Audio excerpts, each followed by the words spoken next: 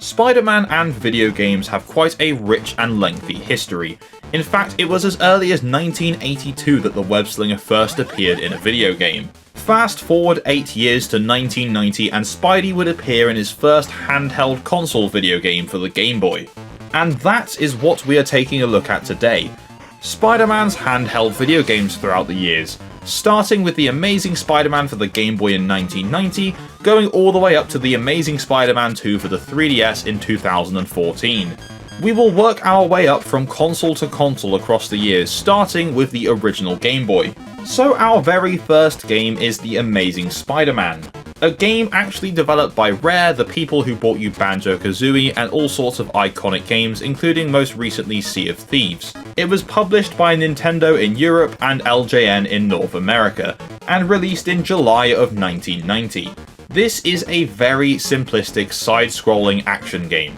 Now, I'm just going to spoil something for you for the Game Boy entries. None of the Spider-Man games on Game Boy are particularly good, to be honest with you.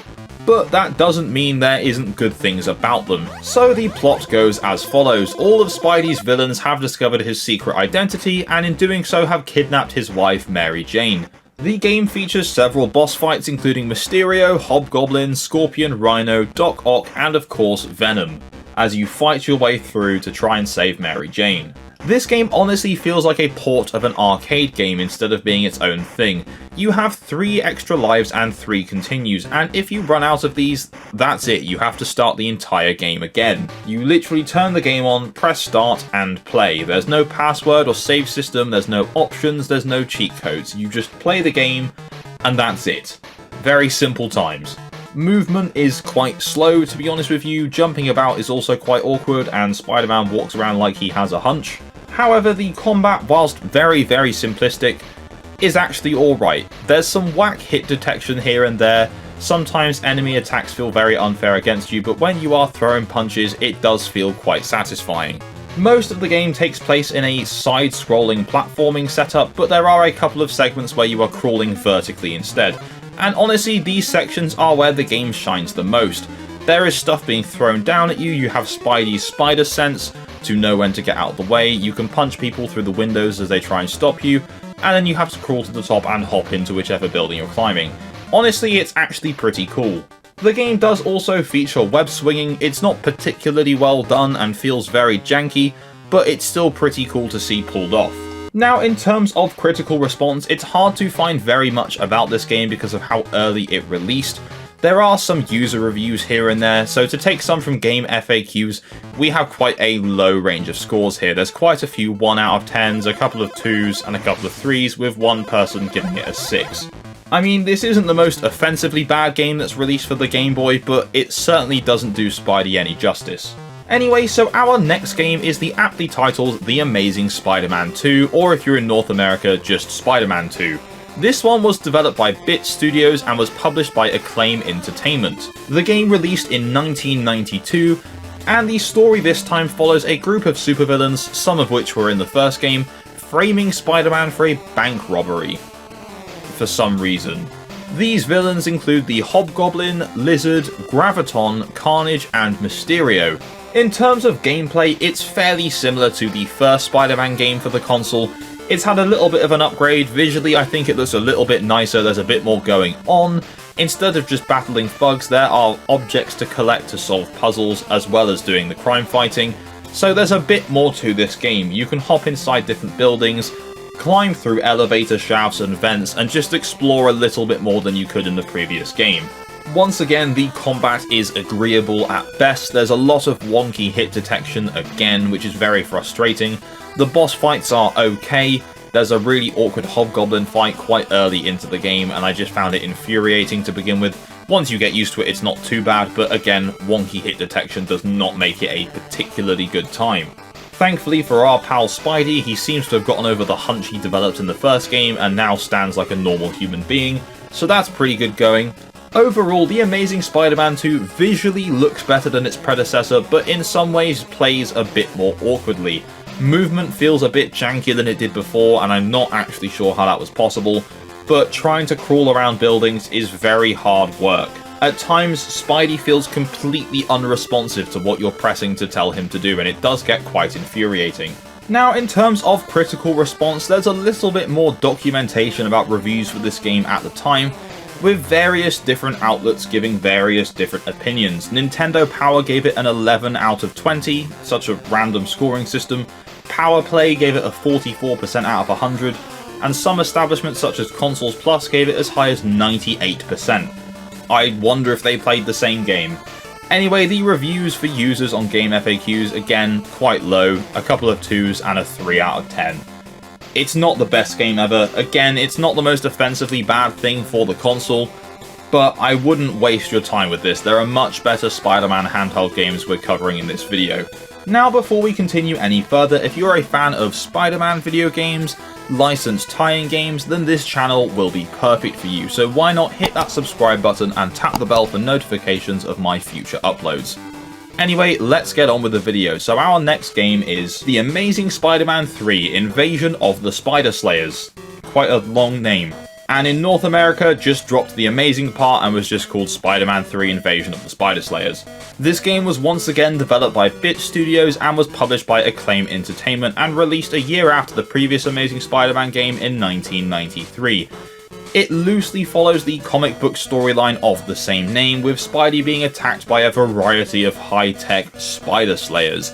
The game also features various different Spidey villains such as Electro, Scorpion, and at the end, Alistair Smythe. This game is essentially a slight improvement on The Amazing Spider-Man 2.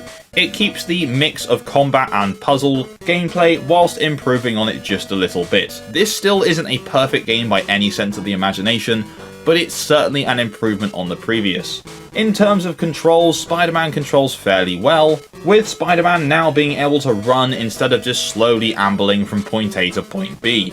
Hitboxes in terms of combat have been fixed a little bit. There's still some janky moments because of course this is an old licensed Game Boy game, but it's certainly an improvement.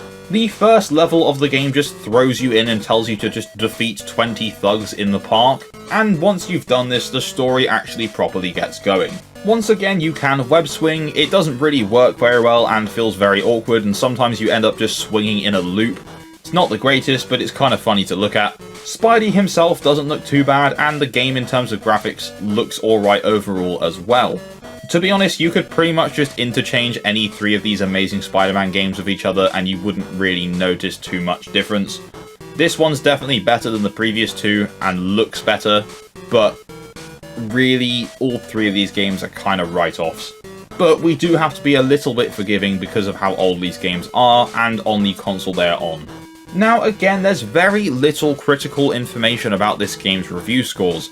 The only thing I've really been able to find is just a few user scores, with one review saying wonkier than Willy Wonka, giving it a 1 out of 10, and another review giving it a 4 out of 10 saying best I go play Tetris. So yeah, I mean, none of these games have particularly good user scores, to be honest with you. So our next game is Spider-Man and the X-Men in Arcade's Revenge. The game was released on the Super Nintendo Entertainment System, the Sega Mega Drive, the Game Gear, and of course the Game Boy. It released across a variety of years starting in November of 1992, all the way up until middle of 1994, which is when it came out on the Game Boy. The Game Boy version was published by Unexpected Development and was published by Acclaim Entertainment. Now, to be honest, this is definitely not the best way to play this game. Just play it on the SNES. I really wouldn't bother playing this handheld port. It's just not that good. Graphically, it's probably the best Spidey has looked on the console, but in terms of everything else from combat to movement, everything here feels jankier than it did in the previous game. Now, as the title would suggest, Spider-Man is not the only playable character in this game, where you can also play as characters such as Wolverine, Cyclops, and Gambit, basically designed to capitalize on the success of the X-Men animated series that was coming out at the same time. Each time you boot this game up, you have to complete the same tedious maze as Spider-Man to actually get to the bulk of the game, which is just absolutely infuriating. Not the greatest game design I've ever seen, but again, it's probably a limitation with the console. However, I see no reason why there couldn't have just been a password system in place so you wouldn't have to do this every time. As well as web swinging and all the movement that Spider-Man's had in previous games, you can now web zip up to certain locations if they're at an exact angle. It's a pretty cool idea in concept, but in execution it doesn't really work very well and just adds a whole new level of jank to the game. The other issue you have here is that a lot of the time it doesn't really explain what you're meant to be doing. It just kind of puts you in a level and expects you to know where to go next. Anything with Spidey, he's got a Spidey sense, but it says Spidey sense even if there's not danger nearby. Like, it's trying to point you in the right direction. But when you think Spidey sense, you think of imminent danger, not where do I find the next checkpoint. On paper, this is a really cool idea, and in execution on the home console versions, it's definitely a lot better. So if you want to play this game and check out a cool piece of superhero video game history, go and play it on the SNES. Just do that. Don't bother with this. Critically, the game did alright, with Nintendo Power giving it a 3.1 out of 5. Just very average, a very average review score across the board from various different establishments. So anyway, let's move on to our next console, the Game Gear.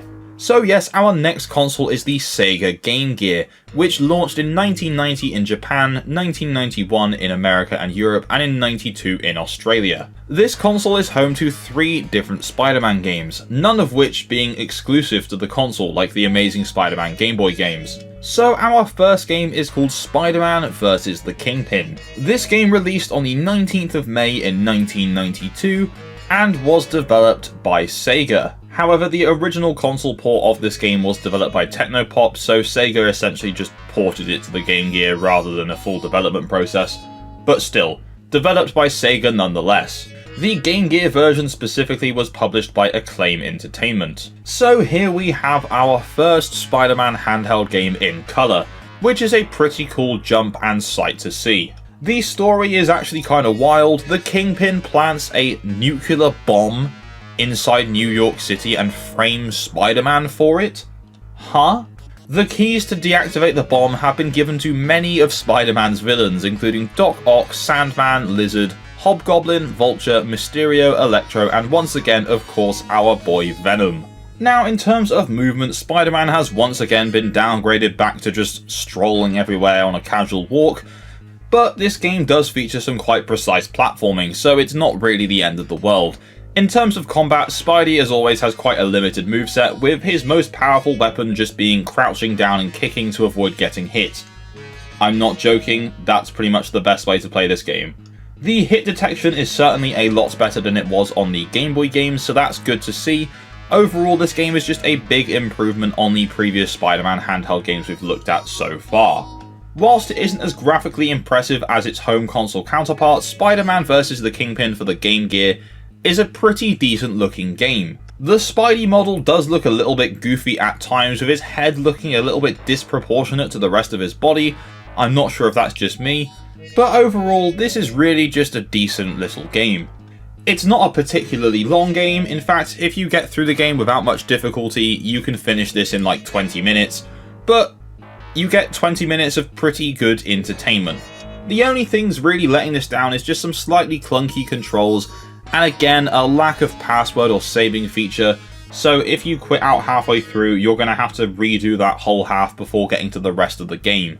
Now, interestingly enough, this version of the game features a cameo that the original console version did not, and that is from Doctor Strange, which is pretty cool. It's just in a little text-based cutscene, but still cool nonetheless.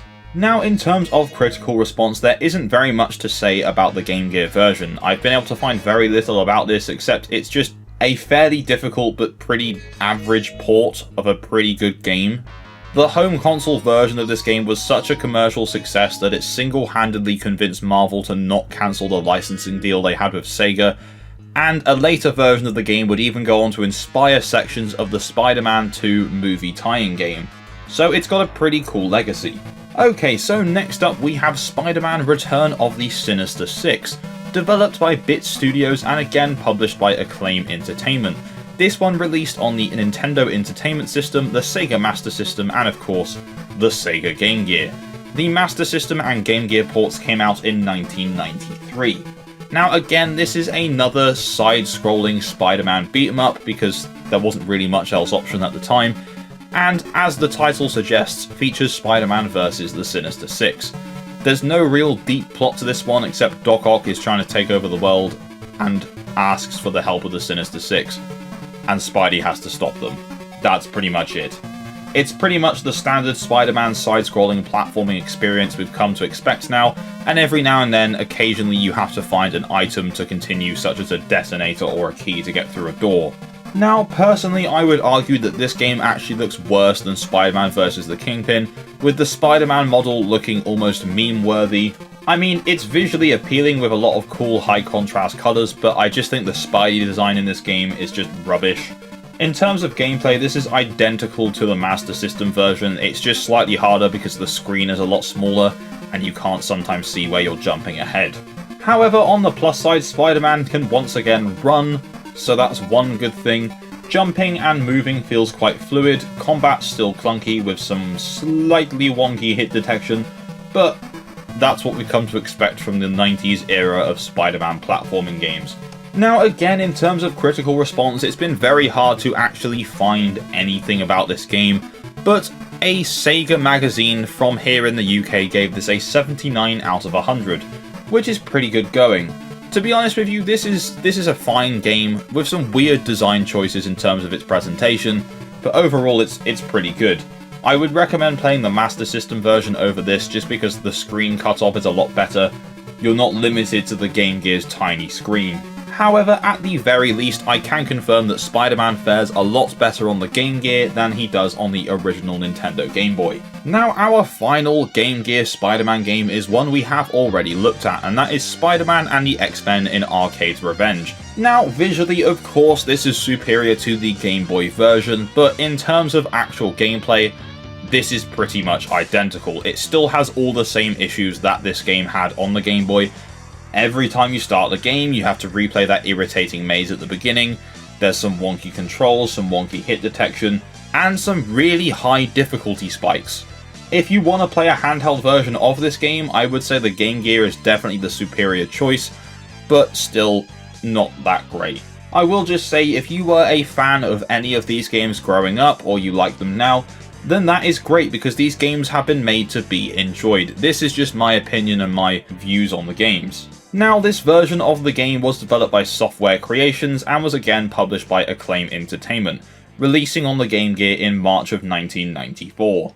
Much like its Game Boy counterpart, this had some fairly middling review scores, with some lows such as Allgame giving it a 2 out of 5 stars, but then some highs such as Computer and Video Games giving it an 88 out of 100.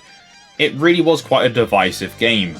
Like I said with the Game Boy version, if you want to check this game out, just play it on the SNES. So that brings us to the end of our look at the Game Gear games, so let's move on to our next console, the Nintendo Game Boy Color.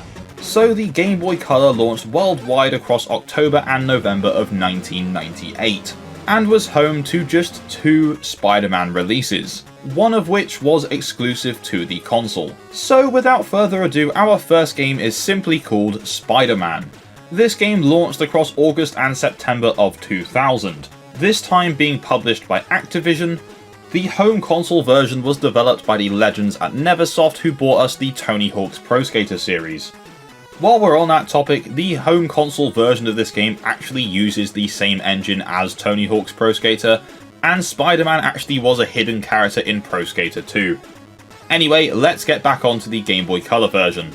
So the Game Boy Color version was actually developed by our friends at Vicarious Visions, who have developed many Spider-Man handheld games. So the first thing I'm going to say about this game is, thank God we finally have some fluid movement in a Spider-Man handheld game. Web swinging feels nice, you move quickly, there's some fairly decent wall crawling as well. Overall, in terms of gameplay, this is a pretty decent game. In fact, this is actually quite an ambitious game. The home console version is a very iconic and well-loved game, so Vicarious Visions wanted to try and capture as much of that as possible. Instead of just being a 2D side-scrolling level-based game, it actually has a very limited open world, which is in 5 different sections: New York City, the sewers, the subway, the docks, and Doc Ock's labs. Which is good on paper, but also makes these levels quite complicated to traverse. Now, I know I mentioned that Spider-Man does feel a lot more fluid to control here, but the web swinging is quite limited. Once you swing your web, you are locked into that swing. You can't just stop halfway, you are swinging the whole time. So it does make movement a little bit awkward, but it doesn't affect the gameplay experience too much, except when you get later into the game where there's some pretty harsh terrain. The boss fights in this game, whilst not super hard, are actually pretty good. They're not hard to the point of being unfair, they're just a little bit challenging. In fact, to be honest, the most deadly thing you're going to face in this game are random birds. No, I'm not joking, there are random birds that can just fly about and hit Spider-Man as you're swinging. And it's not like they just fly into you, they're purposefully attacking you. In terms of story, this pretty much follows the rough plot of the main console version, just with a few small changes and a little bit watered down. But to summarise the home console version, that is pretty much the same here. Doc Ock is supposedly now reformed and is holding a scientific demonstration. He is interrupted by an imposter Spider-Man, and Eddie Brock sees this. Venom comes back, it's like a whole thing. Eventually Venom realises that Spidey has been set up, and then they team up. Venom fights Carnage, you fight Doc Ock. Doc Ock then gets a symbiote and becomes Monster Ock, and then that's the game. There's a lot more that happens along the way, but to summarise as quickly as I can, that's pretty much the main plot. Now, in terms of critical response, the Game Boy Color does not have a Metascore, but it does hold a 67% on game rankings. The Spider-Man 2000 game, especially for the PlayStation, is an iconic and well-beloved game, and to be honest with you, Vicarious Visions did a pretty decent job with capturing that feeling for the Game Boy Color. They had very limited hardware to work with, and what they did, I think they did a pretty good job. There are certainly better handheld Spidey games out there, but for the Game Boy Color this is very good. So next up we have Spider-Man 2 The Sinister Six, or as it was known here in Europe, Spider-Man 2 Enter the Sinister Six. This was exclusive to the Game Boy Color and was a direct sequel to the 2000 Spider-Man game. This was actually developed by Taurus Games, who also developed Spider-Man Battle for New York for the Game Boy Advance, and was again published by Activision. This was released across May and June of 2001. The game's plot sees the Sinister Six kidnapping Aunt May and Spider-Man having to go and save her. Quite a simple one, but pretty effective. Now, to be honest, this game plays pretty much identically to the previous one. Spider-Man looks the same, graphically it looks the same, his movement feels the same, his combat feels the same. Pretty much this is just the same game. In terms of changes, there isn't really that much here. You've got a bit of a better display of Spider-Man's health and lives, but other than that, there's not really much else to say about Enter the Sinister Six. Much like quite a few other Spider-Man games, the primary focus here is fighting thugs and then fighting bosses, but there are also sections where you have to find keys or activate specific switches before proceeding on with the level. I mean, don't let the fact I don't have much to say about this game put you off though. This is still a lot of fun and is a worthwhile sequel to the previous Game Boy Color entry. In terms of critical response, this game holds a slightly higher game ranking score of a 70% out of 100. So pretty good going, to be honest. While Spidey didn't have a very long run on the Game Boy Color, I would say these are his two best consistent handheld games so far. Certainly better than the original Game Boy, and definitely a step up from the Game Gear. Our next handheld, however, is slightly more interesting. So our next console is the Nokia N-Gage. This is certainly a console that existed. It was a cross of a mobile phone and a handheld game system. It didn't have many games in its lifespan, but in its time it had ports of a variety of games I would never expect to see on such a bizarre console, such as Call of Duty and Monkey Ball. I'm not going to dive any deeper into the N-Gage right now because that's a whole video by itself, so let's discuss the one Spider-Man game that released for the console, and that is Spider-Man 2, as in the movie tie-in game. So the N-Gage version arrived in July 2004 and was developed by Digital Eclipse, who also handled the GBA version of this game. So I'm just going to come out and say it, this game is just a bit weird. It has 3D models against 2D, basically JPEGs. It looks a bit funny, and at times plays a bit funny as well. The game is split up into two sections, your traditional 2D side-scrolling action, and some 3D web-swinging parts. Unfortunately, there is little to no gameplay available of the web-swinging 3D sections at this moment in time, because emulators for the N-Gage are not quite there yet, so the only sections currently playable are the 2D parts. So the 2D platformer sections play like pretty much every other early 2000s Spider-Man platformer. You can run about, web swing, wall crawl, so on and so forth. You can take photos for the Daily Bugle, and of course there is combat, which actually works not too badly in this game. There are a variety of boss fights, including of course Doc Ock, there's Shocker, there's Lizard. There's some pretty cool stuff here.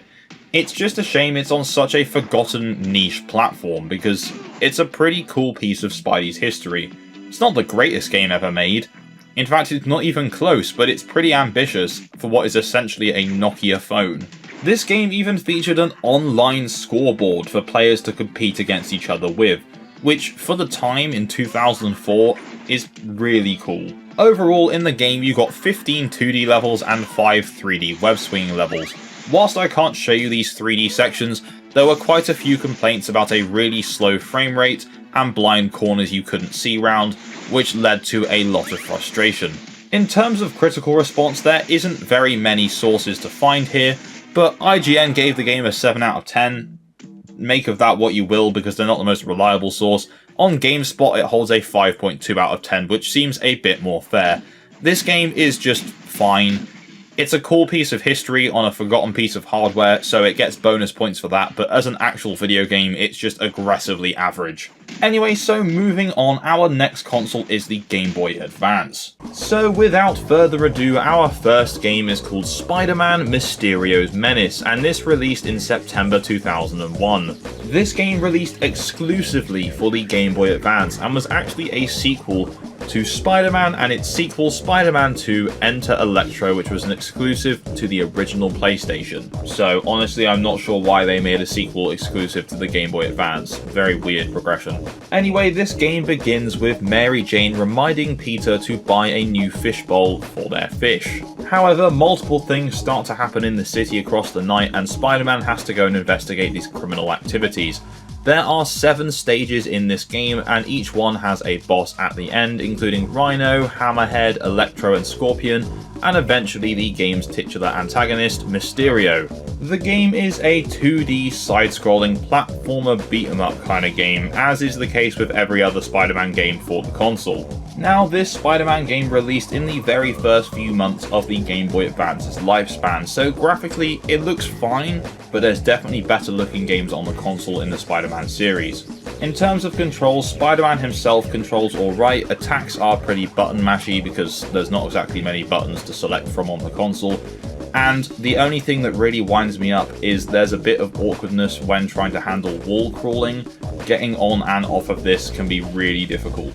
Now, the web swinging, although you don't need to use it that much, is fine. There's no real control of it. You just hold the button in the way you want to go and he will swing a predetermined amount, and that's kind of it. The animation looks nice as you do it, but other than that, there's not really anything good to say about the web swinging. Now, I did find this game a little frustrating, but overall, to be honest with you, it's a pretty good game. Yes, there's a steep learning curve, but for the time period that this game released, it looks solid, it plays pretty solidly. It's just a shame that it is very short. Now, in terms of critical response, Spider-Man Mysterio's Menace actually holds one of the higher critical responses we've seen to a Spider-Man handheld game on the channel, with a very nice 84 out of 100 Metascore and a 7.7 out of 10 user score, with reviewers praising pretty much what I've already said. Decent visuals, pretty solid gameplay, pretty much this is just a decent game for the Game Boy Advance. Certainly is not my favourite Spider-Man game on the console, but to be honest, it's pretty good. So let's get on to the next game. So next up we have the aptly titled Spider-Man, which released in 2002 for the PS2, GameCube, Xbox, Windows PCs, and of course the Game Boy Advance. Now, every version of this game except the GBA version was developed by Treyarch, but the one we're looking at today was in fact developed by Digital Eclipse. These guys were mostly known for developing emulations of arcade games for the Game Boy Color back in the 90s, and then eventually also handling multiple licensed tie-in handheld ports. Even to this day, Digital Eclipse is known for bringing old games back forward to modern consoles, with lots and lots of different compilations of old arcade and console classics, including the Disney Classic Games Aladdin and Lion King, the Mega Man Legacy Collection, the Disney Afternoon Collection, and most recently as well Tetris Forever, which is that compilation but also kind of documentary about Tetris. Anyway, so back to Spider-Man. So this game is loosely based on the original Tobey Maguire film that released the same year, and in terms of gameplay, it's pretty much exactly the same as the last one, except certain things have been ironed out and other things have been made worse. The combat has been improved upon a little bit. In terms of the button mashing, it's still pretty similar, but a bunch of different comic effects come up on screen as you fight enemies, and it really immerses you into the game. It's pretty cool. Movement is still pretty much the same, and wall crawling unfortunately is now even jankier than it was in the previous game. But to make up for this, we do have a longer game with collectibles, there's photographs that you can take throughout the level to put in the Daily Bugle, as I mentioned there's the comic book effects, and graphically I think this game looks pretty good as well. At the very start when you boot the game up, it has a really low res cutscene which I believe is from the film, but honestly it's so pixelated I can't even tell. It could be a cutscene from the home console version of the game, but who knows. Anyway, whilst the Green Goblin is of course the primary antagonist of the game, as he is in the film, in this game you will encounter different bad guys such as the Vulture, Scorpion, Shocker, and Kraven the Hunter, but obviously these guys aren't in the film. Now the platforming is still pretty solid here, although there are some bizarre design choices.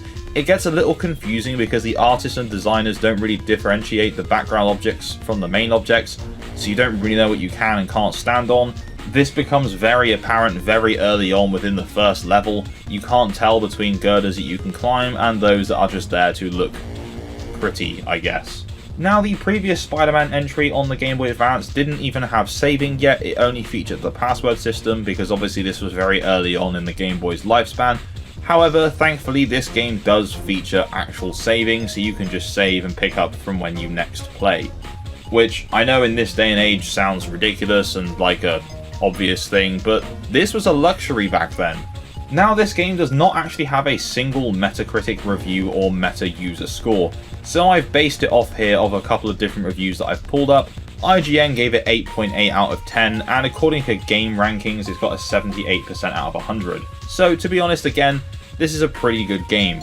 I mean, if you had the option to just play the console version instead, I probably would just do that, but if you are interested in Spidey's handheld history, then this is a very cool part of it.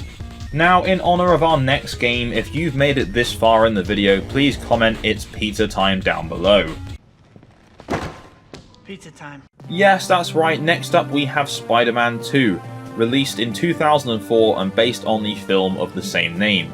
This game was released on the PS2, GameCube, Xbox, Windows, as well as the N-Gage, the Game Boy Advance, the Nintendo DS, and the PSP. Whilst Treyarch handled the main console versions of the game, this game also had several other developers. Vicarious Visions handled the DS and PSP port, the Fizz Factor handled the Windows port, and then of course Digital Eclipse handled the Game Boy Advance and the N-Gage ports. Now, much like the previous game based on the Spider-Man film, Spider-Man 2 is loosely based on the film.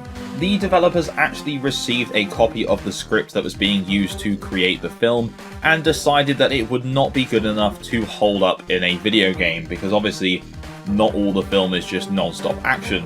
This means the developers have added in other Spider-Man characters who did not appear in the film, including Black Cat, Rhino, Mysterio, and Shocker. Now, Digital Eclipse added something to their two Spider-Man games that are not really present in any of the other games on the Game Boy Advance, and that is time limits on levels. These don't really add anything to the game. They can make situations a bit more stressful when they really don't need to, but to be honest with you, 90% of the time you'll breeze through the level within the time limit anyway, which begs the question, why put it in to begin with? There's some aspects that make sense, like if there's a bomb going off or something, it's on a time limit, but there's no reason to have a time limit on absolutely everything. Now, whilst this was just irritating in the first Spider-Man game developed by these guys, it's a lot more apparent in the Spider-Man 2 game. You literally open up the game and get thrown into delivering pizzas, and you have quite a harsh time limit, and also it's quite a big open area to explore, and this open area really does bring about some of the issues with this game's mechanics. Swinging is very one note, there's nothing to it. It's the exact same animation every time, and you travel the exact same amount of distance every time. And something that has been an issue in the previous two games, which is the wall crawling, is even more irritating here. There are moments where you crawl through small vents, and if you get 1 pixel too close to the edge of the vent that you need to punch open, he just turns around, and this just gets stuck in a loop sometimes, and it is incredibly frustrating. Another bizarre design choice is the sound that Spider-Man makes every single time he jumps or drops from somewhere. It's this audible gasp, which I guess makes sense, but it's the exact same sound clip every time, and you're going to be doing a lot of jumping and falling and swinging, and it's very frustrating.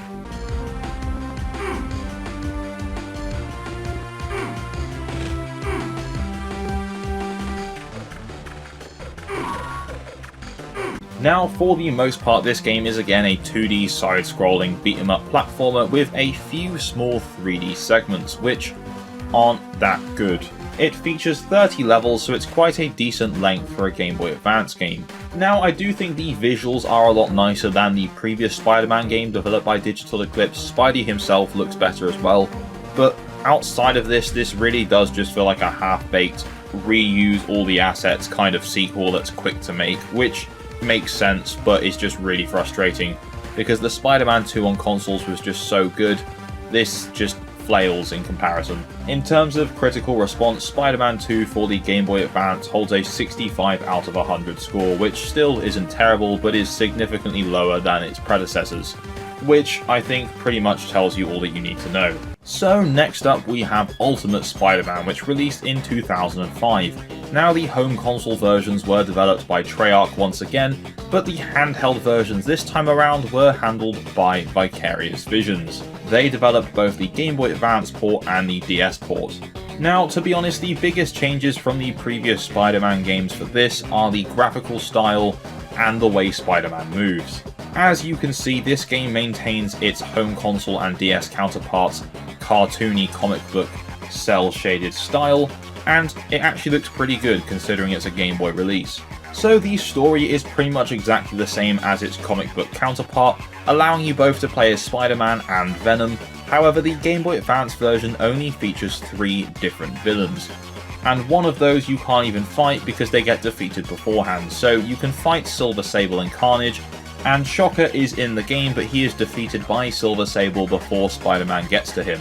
Whilst the console, PC and Nintendo DS version of this game allows unlimited web usage, this version features a limited supply of the web fluid, which means you have to pick up webs which are typically dropped by enemies after you defeat them. This game is a lot more linear than the previous 2 Spider-Man releases on the console, with a compass or arrow guiding you around the map to show you where you need to go next, which I think is a lot better than just hopelessly looking around trying to find the next objective. This game does once again feature a countdown time limit kind of thing, but in a much lesser capacity. So if your next objective is to disable the bomb, the compass in the top middle of your screen will have a little countdown around it to show how long you have left before the bomb explodes, which makes a lot more sense than just time limiting the entire level. The Game Boy Advance version is split up between 7 issues, which each have 3 levels in. So it's not a particularly long game and there isn't much replay value, but what is here is pretty damn good. I was a huge fan of Ultimate Spider-Man for the DS, and I'm planning on playing the Ultimate Spider-Man console version as well for its 20th anniversary this year, so look out for a video on that coming soon. So perhaps due to my love of this game already, I might be a little bit biased, but this is one of my favourite Spider-Man games for the Game Boy Advance. It's not perfect, but Spider-Man plays a lot quicker, he moves faster, the graphics are nicer. I just think this game is better overall. In terms of critical response, this actually has the lowest review score out of the Spider-Man Game Boy Advance games so far, with a 62 out of 100, which still isn't terrible, but isn't that great either. The few reviews that I have read on this game pretty much say it's exactly the same as the previous ones, but does have some frustrating combat. Which I can confirm, there are some frustratingly broken AI in this game that just do not relent in terms of their attacks. But if you can look past that, this is a pretty good experience. Okay, so next up we have Spider-Man Battle for New York, which is a direct prequel to the Ultimate Spider-Man game. Whilst Ultimate Spider-Man was pretty much available on every platform at the time, Battle for New York was exclusive to the Game Boy Advance and the Nintendo DS. Obviously at this point we were still in the weird transition period between the Game Boy Advance and the Nintendo DS, because up until a certain point, Nintendo had stated the DS was not meant to replace the Game Boy Advance, but rather expand on it, which we all know what actually happened. Anyway, there isn't much notable to say about this game. It looks pretty much exactly the same as its predecessor. Spider-Man plays almost exactly the same as he does in the previous one, and this time instead of getting to play as Venom, you get to play as the ultimate version of the Green Goblin, which is essentially a giant green goblin-esque Hulk. The design for the ultimate version of Green Goblin has grown on me over the years because I really didn't like it when I first saw it, but to be honest, it's actually alright. The story pretty much goes as Norman Osborn finding out Spidey's identity. He tries to recreate the process on himself and then just turns himself into this horrendous goblin creature.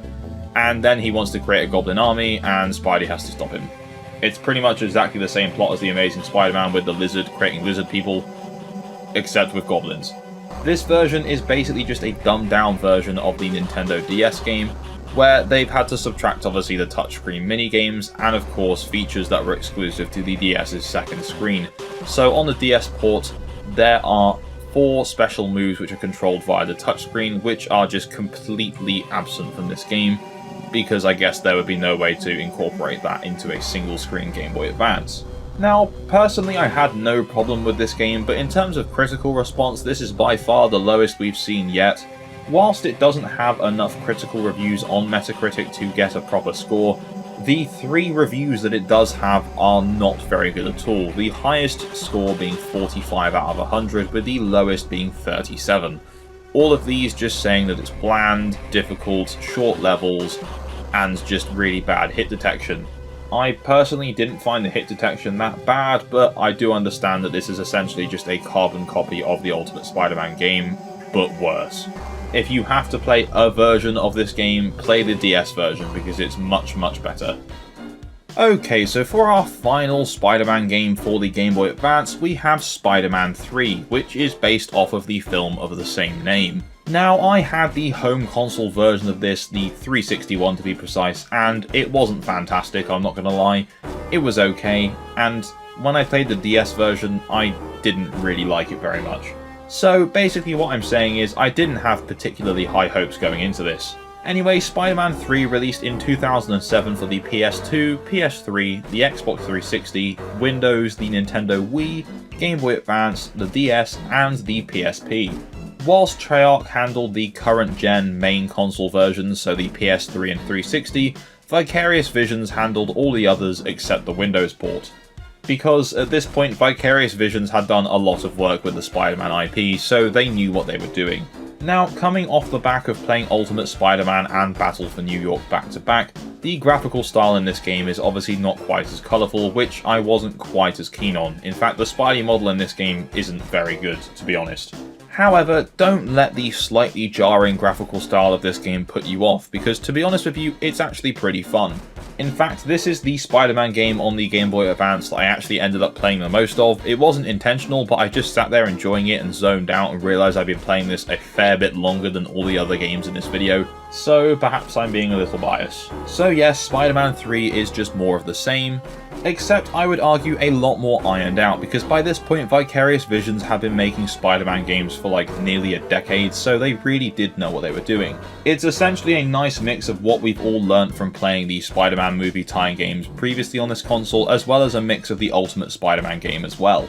Don't get me wrong, this game is not without frustration. There is still some awkwardness within the wall crawling in this game, and I think that's just a general problem with the Game Boy Advance's lack of an analog stick and just use of D-pad. So I can't really fault the game that much for that, because I've allowed all the other games to let it slide as well.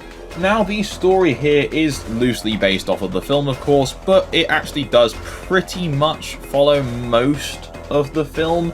You have the new Goblin here, you have Sandman here, and you have Venom as well. But you also do have Electro in this game, so there is more going on here than just the film.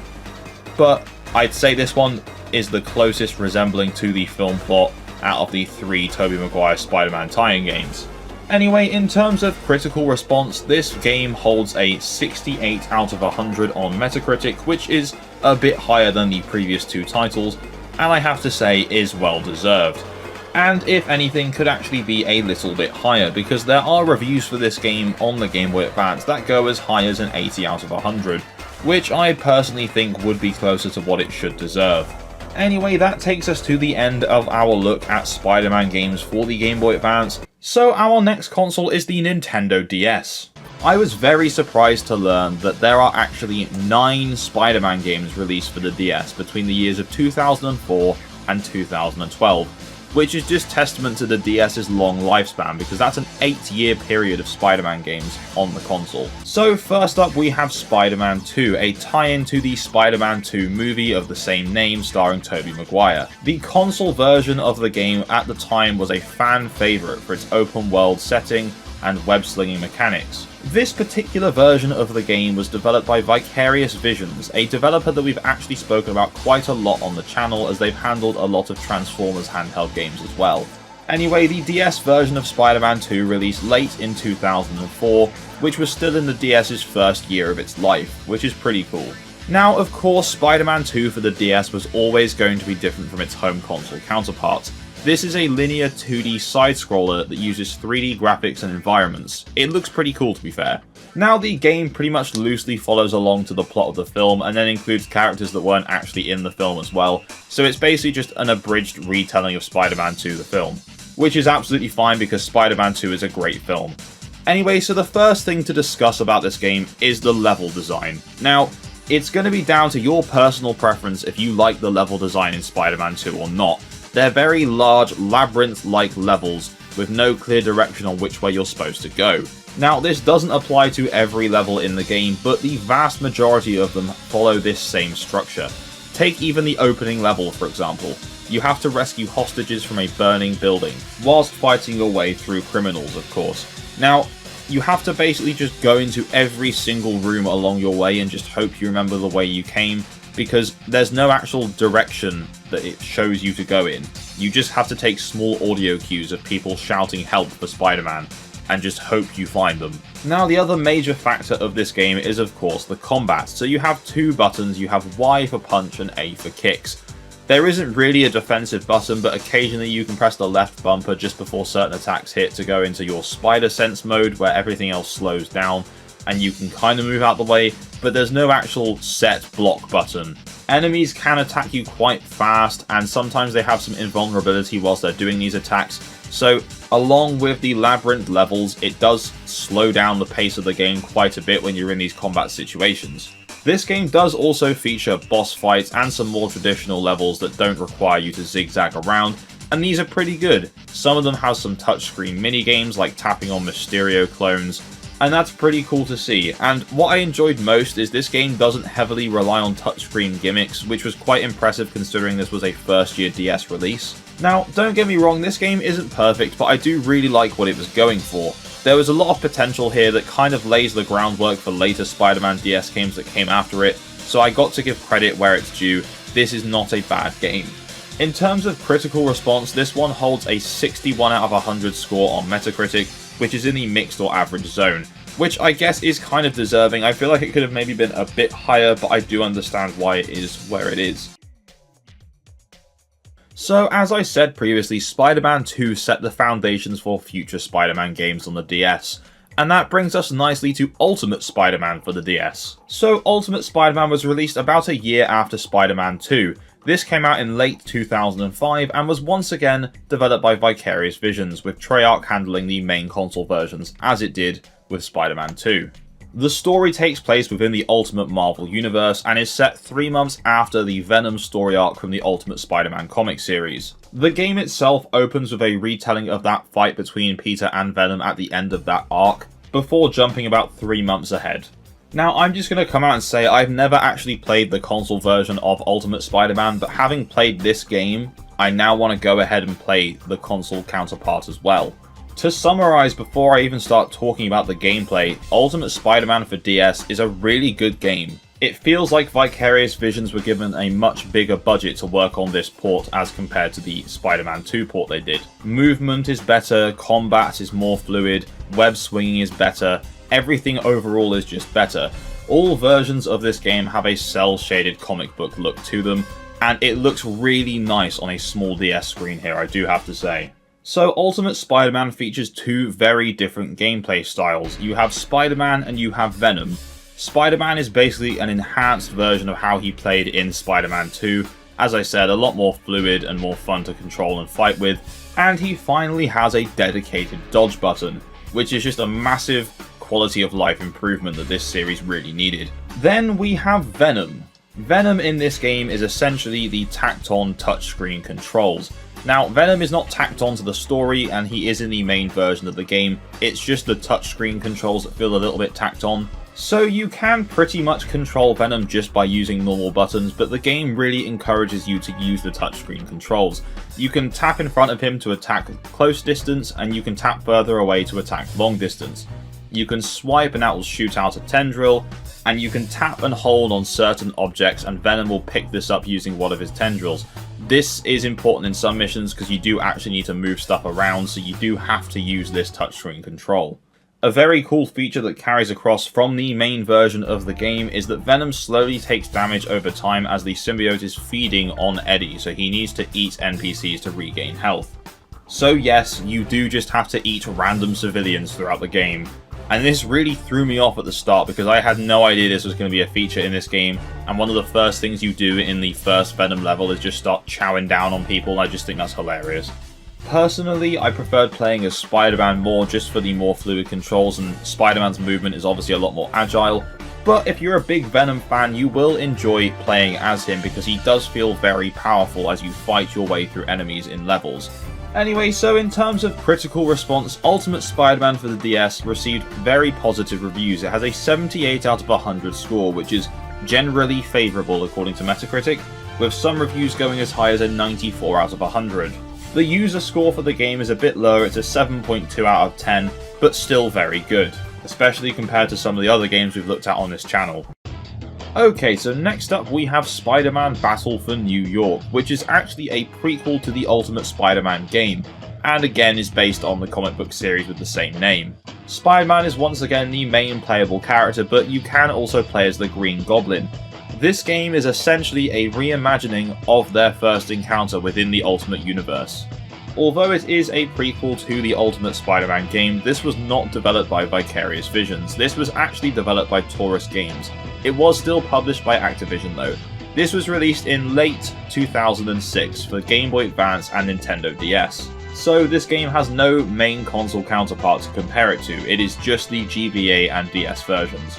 The plot essentially follows Norman Osborn discovering Spider-Man's identity and how he gained his powers, so he tries to recreate this process and then turns himself into the Green Goblin. And then he tries to use it on other people and creates a Goblin army. That's the plot, basically. To summarize, this game is basically just more of the Ultimate Spider-Man game, but honestly not quite as good. There are some tweaked controls, including Y now being kick instead of the web, but you can't remap it, so you're stuck like that, so if you play them back to back it can be a bit confusing. There are also less special moves to use, and instead of actually telling you what the move does, the bottom screen just shows some little stills of Spidey doing part of the move. It doesn't actually tell you what the move is, you're just going to have to figure that out for yourself. Obviously once you have figured it out it's fine because you'll know which one's which, but it's just, I don't know why they bothered changing it, it was fine how it was. Now obviously the other big change is that there's no Venom this time around, so the big character you're going to be playing as is Green Goblin. Obviously Venom utilised the touchscreen controls, but that is not present in this game. Now where Venom was kind of fast, varied and quite powerful, Goblin in this game is just quite slow, clunky, and to be honest doesn't feel all that powerful, which he should considering he basically just is the Hulk with fire powers. Anyway, other than this, there isn't really much else to say about this game. It is just more of Ultimate Spider-Man with some different features that honestly take away from the original experience. There's nothing added here that really adds to the original formula from Ultimate Spider-Man, so it's kind of just pointless, to be honest with you. It's just a game that's there, it's fine, but I just can't recommend it over Ultimate Spider-Man. Just play that and pretend this one doesn't exist. In terms of critical response, this one holds a 68 out of 100 on Metacritic, putting it in the mixed or average zone, which I think is pretty fair because it's not a bad game, it's just a game that's kind of here. It's very average, nothing else to say about it. The user score, on the other hand, is a lot lower. It's a 4.6 out of 10. reaching the generally unfavourable realm, which is quite surprising, to be honest with you. Anyway, seeing as I've already forgotten this game exists, let's move on to the next one. Okay, so next up we have Spider-Man 3, a tie-in game based on a movie of the same name. This is the last Spider-Man DS game developed by Vicarious Visions. So this game does loosely follow the plot of Spider-Man 3 the film, which is kind of a hard thing to adapt because a lot of Spider-Man 3 isn't really Spidey fighting things, it's Peter dealing with personal things and just being controlled a bit by the symbiote. The first section of the game does a good job where you have Spidey getting the symbiote and fighting Sandman and Harry, but then a lot of the game is just filler where you're just fighting random gangs, lizards and stuff like that until the very end of the game where suddenly it's like, oh yeah, this is Spider-Man 3, here's Venom and Sandman at once. And that's kind of it. I feel like it could have done with a bit more build-up and taken maybe a few creative liberties away from the movie itself. I mean, the Spider-Man 2 game had characters that weren't in the film and took some creative liberties. Why couldn't they have done it again with Spider-Man 3? So, whilst the story is quite boring, the way it's presented is very cool. The cutscenes are all shown kind of through Daily Bugle newspapers, which is a good way to tackle the limitations of the DS because there's no way they could have made Tobey Maguire look realistic on a DS, so I'm glad they went with this instead. Anyway, so let's talk gameplay. The combat is probably the biggest change for these games that we've seen yet on the DS. It takes away all of the button mapping for the controls, and now you are using the touchscreen. You swipe towards opponents to attack them, you can swipe up to launch them into the air, you can double tap anywhere on the screen and Spidey will shoot a web in that direction, and you can swipe away in a straight line and that will cause him to dodge as well. Spider-Man still moves around with the D-pad and you can jump by using the X button. The good thing is that you can combo all these different moves together and even buy more moves from the upgrade shop, so you can end up doing really cool combos which feel quite impressive to pull off using the touchscreen. Now, I'm not the biggest fan of tacked on touchscreen controls in this era of the DS, but to be honest, it actually felt alright. It does have some limitations. When it comes to dodging, it feels like you have to preempt slightly what's going on by swiping because there's going to be a time delay from you swiping to Spidey actually doing it. But overall, for once I will say, I actually didn't mind these touchscreen controls. Another big change we get for the Spider-Man 3 DS game is that they actually attempted to replicate the open worldness of the home console Spider-Man games to that point. No, it's obviously not 3D, it is still 2D, and they are small open world sections that are connected through loading sections, but it's still a really ambitious attempt to bring the home console port to a handheld console, and pretty faithfully at that. I mean, that said, the open world sections themselves aren't actually that interesting. There's a few crimes to stop, a small amount of collectibles, and that's kind of it. But to be honest, it's very impressive that they even did open world to begin with because of the hardware limitations. Anyway, across the board, Spider-Man 3 as a film and a home console release were not received very well by critics. However, this is where the DS version comes into shine, because on Metacritic it holds a 79 out of 100 Metascore, holding it at generally favourable. Even the user score is in the mid-6s, which isn't too bad, so overall I'd say this game for the DS is a pretty big win. It's definitely not my favourite entry on the console, but it's certainly a lot better than its home console counterparts, which is not something that gets said very often about handheld ports of games. So next up we have Spider-Man Friend or Foe, which also released in 2007. And the DS port was developed by Artificial Mind and Movement. Now, out of all the games that we've covered so far, this is actually the most similar to its console counterpart, but also the most different from its DS predecessors. Whether that's good or bad is entirely subjective, so I'll leave that up to you to make your own decision on how you feel about this game. Personally, it's not as good as the others for me, although I did enjoy the console version when I was a kid. So, whilst all the other Spider-Man games for DS up to this point have been 2D side-scrolling combat games, this is a 3D co-op beat-em-up. Movement here is a lot slower, there's no proper web slinging either, but it's because you're crawling slowly through levels taking out enemies upon enemies, so there isn't really much need to rush around.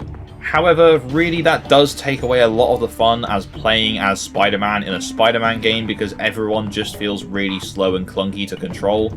The combat is pretty much exactly what you'd expect from a mid-2000s licensed beat-em-up game, and there's not really much else I can say about that. Very standard controls, punch with Y, kick with X, special attack with A, and you jump with B. And to be honest, that's pretty much it. Another issue with this game is that as you play through the game, you can collect coins and purchase upgrades like health and special meters for Spider-Man, but the issue is this doesn't carry across when you play as the other characters, which is literally half the point of the game.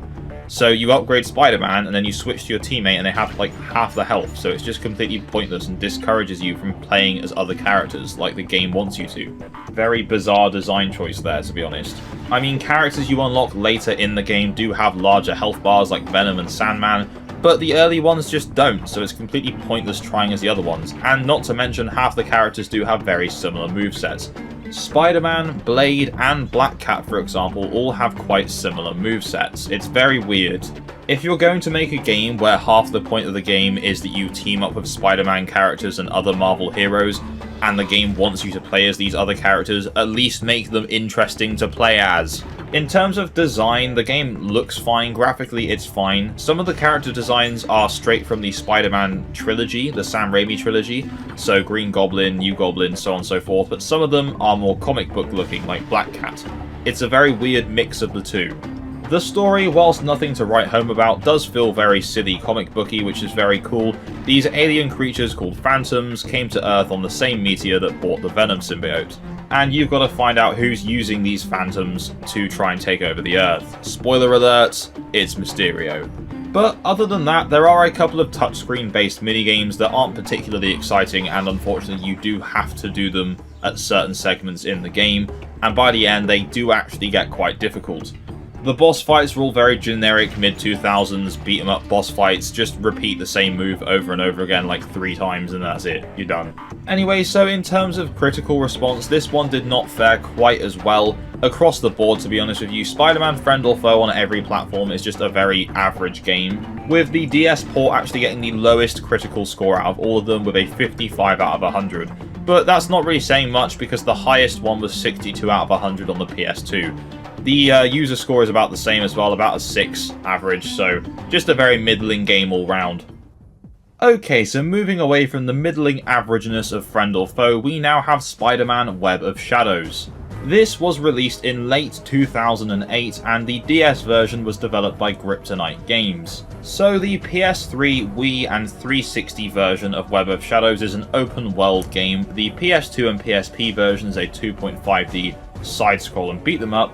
The DS version of Web of Shadows is actually a Metroidvania-style game, obviously keeping the beat-em-up mechanics. Now, when I started playing, I immediately had flashbacks to playing the Spider-Man 2 DS game with its really awkwardly laid out levels. But I'm pleased to announce that that was not an issue in Web of Shadows whatsoever. The Web of Shadows DS port feels like Kryptonite looked at the previous DS releases and thought, let's take all the best parts of those games and make them better for our game.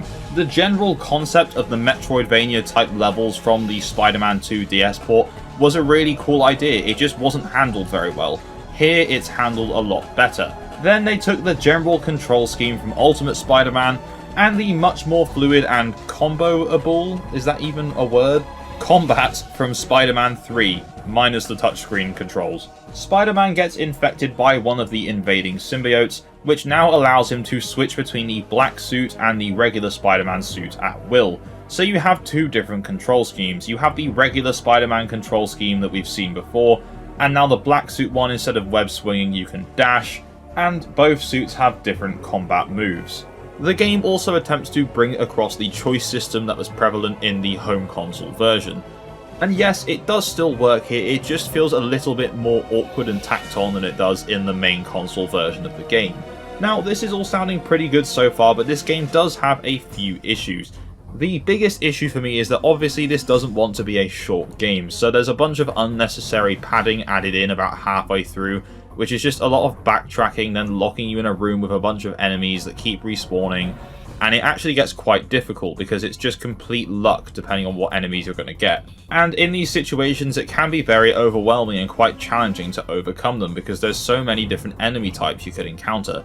Now, an argument could be made that I could have spent ages and ages learning and practicing every enemy's moveset to dodge them perfectly, but in a situation where I'm being overwhelmed, I'm not going to think about that. I'm just going to panic and button mash, to be honest. But other than these random difficulty spikes with locked rooms, this is a really good game. and I would recommend it, as well as Ultimate Spider-Man. These are both very good Spider-Man DS games. Now, in terms of critical response, interestingly enough, the DS port of this game is the highest scoring one, with a 77 out of 100 Metascore. It's the only generally favourable review score across every version of the game, with all the others being in the 60s and the PC version being at 52. This was actually the only Spider-Man DS game that I had owned and played before making this video, so maybe I'm a little bit biased, but it is very good. Okay, so next up we have Spider-Man Shattered Dimensions, which is somewhat of a follow-up to the Web of Shadows DS game. And I don't mean this in terms of story, I just mean in terms of how the game plays. Kryptonite Games once again developed this, and it released in late 2010. It seems to be within the same engine, it has the same kind of combat and the same web swinging system, and as well as that, it has the same Metroidvania design. So it is very similar to Web of Shadows in those aspects. Now, the big gimmick of Shattered Dimensions was this Spider-Verse thing they had going. Now, obviously this was before the Spider-Verse films, but in the main version of the game you had the current Spider-Man, which we'll call Amazing Spider-Man, then you had Spider-Man 2099, Spider-Man Noir, and Ultimate Spider-Man. But for some reason in the DS version of the game there's no Ultimate Spider-Man, it's just Noir, 2099 and the regular one. Now, the home console version of the game has you playing as these 4 different characters in their own respective worlds, which is still the case here, but the gameplay styles for each of those in the home console version is quite different, whereas here that's just not a thing. Aside from them all having slightly different movesets, for example 2099 can glide, they're all pretty much the same. The whole point of Spider-Man Noir in the home version was that he wasn't the best in combat, so you relied on stealth. That just isn't really a thing here. The levels themselves still look like the respective characters' homes, like the futuristic city of 2099 and regular New York for Spider-Man, but Noir's levels just kind of look ugly. They just have this weird filter over the screen to make it look a bit older, but other than that there's no real work put into it like there was in the home console version of the game. Nothing too stylistic or anything like that, just really kind of average looking. There is also a mini game that you have to play on the touchscreen to swap between characters in between levels, and it's just really annoying after you've done it like twice. It just gets really old really quickly. Now, Kryptonite did address one of the biggest issues with the previous game, and that was the difficulty spike. So now there are 2 separate difficulty settings, one for combat and one for exploration, which is something I don't think I've ever seen before in a DS game, so that's kind of cool. Adjusting the exploration difficulty basically just removes or adds waypoints and markers for you to easily see where you're going next, or if you don't want that, you just turn the difficulty up and you just explore by yourself and naturally progress and find objectives. That's kind of it. Combat difficulty is fairly self-explanatory, it just tones down the difficulty of the enemies you're fighting. But it's very cool that that's an option, because that was the biggest issue with Web of Shadows DS. Sadly, although the premise and story is very cool in the home console versions of the game, it's just quite boring here. A lot of the cutscenes and things that are quite integral to the plot of the story are just not in this game. So a lot of the world building and character building that you get in the home versions just isn't here, so the payoff at the end where all the Spider-Men thank each other for helping each other out just feels kind of pointless, because you feel like you've just been on 3 completely different adventures with 3 different characters that aren't really connected, not in the same sense that that was in the home console version. It's hard to say really where I'd rank Shattered Dimensions among the other DS games, because it does improve on a lot of what Web of Shadows was going for, but on the other hand it also feels like a step backward with some of the other mechanics it implements. It's a bit of a weird one. It's still a good game and definitely worth checking out, but I would recommend Web of Shadows over this personally. Anyway, the DS port of this game critically received a 73 out of 100 score on Metacritic, which puts it in the mixed or average, which is a bit lower than its predecessor, but that's okay, it's still good. The user score is generally favourable with an 8.2 out of 10. Okay, so next up we have Spider-Man Edge of Time. This game is a standalone sequel to Spider-Man Shattered Dimensions and released late 2011. Unlike the previous couple of DS games, this was not developed by Kryptonite, it was actually developed by Other Ocean Interactive. Now, immediately one of the bigger changes here is there's no longer 3D character models, they are now 2D sprites. And as was the case with every version of Edge of Time, there were only 2 main Spider-Men this time, and that is the Amazing Spider-Man and Spider-Man 2099. Now, the big gimmick of Edge of Time is in the title, it's all to do with time. What you do in the past as Peter affects what happens with Miguel in 2099. Of course, some things just make completely no sense, like Peter opening a door in present day, and then that same door still being opened like 50 years later for the girl to walk through, or vice versa. So the time travel doesn't actually make sense when you think about it, but as a game mechanic it is very cool. Unfortunately, the combat takes a big step back from Kryptonite's versions of it, so it's not quite as fun here, doesn't feel quite as fluid or free-flowing, it's just back to being clunky like it was in the early games on the DS. Web swinging is still fine, but other than that, movement and combat just feels like it's taken a step back towards the original Spider-Man 2 DS game rather than all the improvements we've made over the other games. It's very weird. I think the biggest problem with this game is that it just feels very rushed. The home console version isn't exactly a masterpiece, but this just isn't really it. The art style is nice, it's nice to see some 2D sprites in a more modern-ish game. It kind of gives Spider-Man Game Boy Advance game vibes, which is not a bad thing, but overall, to be honest with you, I just can't recommend this game. In terms of critical response, Edge of Time for the DS did not fare very well at all. In fact, it has a solid 50 out of 100 overall, so barely into the mixed or average. If it had been any lower, it would have been negative. The user score is still actually an 8 out of 10, interestingly enough, so there are some fans of this game, but sadly, I'm not really one of them. It's not terrible by any means, but it's not the best one on the DS by far. Okay, so we are finally at our last entry, the final Spider-Man DS game to come out, and that is The Amazing Spider-Man, the movie tie-in game, based on the film of the same name. The game was released in June 2012 and was once again developed by Other Ocean Interactive. Where Spider-Man movie tie-in games before have kind of just set themselves roughly based on the film, this one is actually set after the film ends and picks up with Oscorp still doing the lizard research that Dr. Connors had started.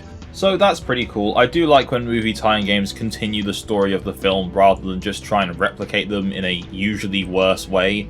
Anyway, this honestly is quite similar to Other Ocean's previous Spider-Man game, Edge of Time. It keeps the 2D sprite aesthetic that that game had, it has some 3D environments and is kind of Metroidvania-ish. So it's basically just the same as Edge of Time, to be honest with you.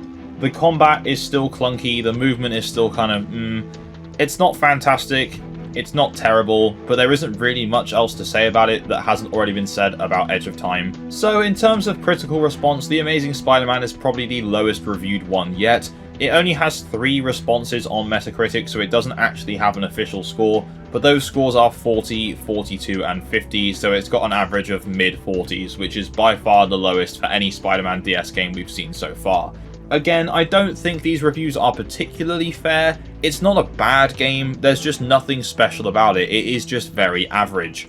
I wouldn't recommend this over previous Spider-Man DS entries like Ultimate Spider-Man or Web of Shadows or something like that. Just play those ones, don't touch these late ones because they're just not worth the time. So our next console is the PSP. Now the PSP is home to 4 different Spider-Man games releasing between 2005 and 2008. Now, without giving too many spoilers, there are some pretty good games here, but there are also some pretty bad games here as well. So without further ado, let's go to our first game, and that is Spider-Man 2. So, most versions of Spider-Man 2 launched in 2004 around the same time the film of the same name released. However, the PSP version and some regions of the DS port did not come out until March 2005, and even as late as September 2005, which is over a year after the film released. This version was developed by our good friends over at Vicarious Visions, and we know by now that they've handled this IP for quite a while, so they know what they're doing. So I'm not going to beat around the bush, Spider-Man 2 on PSP is very average. It has some good moments, it also has some really awkward bad moments. This game reuses the engine that the original Tobey Maguire Spider-Man game used on consoles, and it also reuses a lot of the soundtrack and areas from that first game as well, and it's very obvious if you have played that previous game. So let's talk gameplay, and let's start off with the positives about the gameplay. The combat, whilst fairly generic, feels very good in this game. There are upgrades and different combos you can buy, which is a fairly common thing in these Spider-Man games, but overall, in terms of the actual fighting, it's pretty good. There's a scoring system which has also been taken from that first Spider-Man game, and again that works pretty well here as well. You are scored on combat as well as how much time it's taken you to complete the level.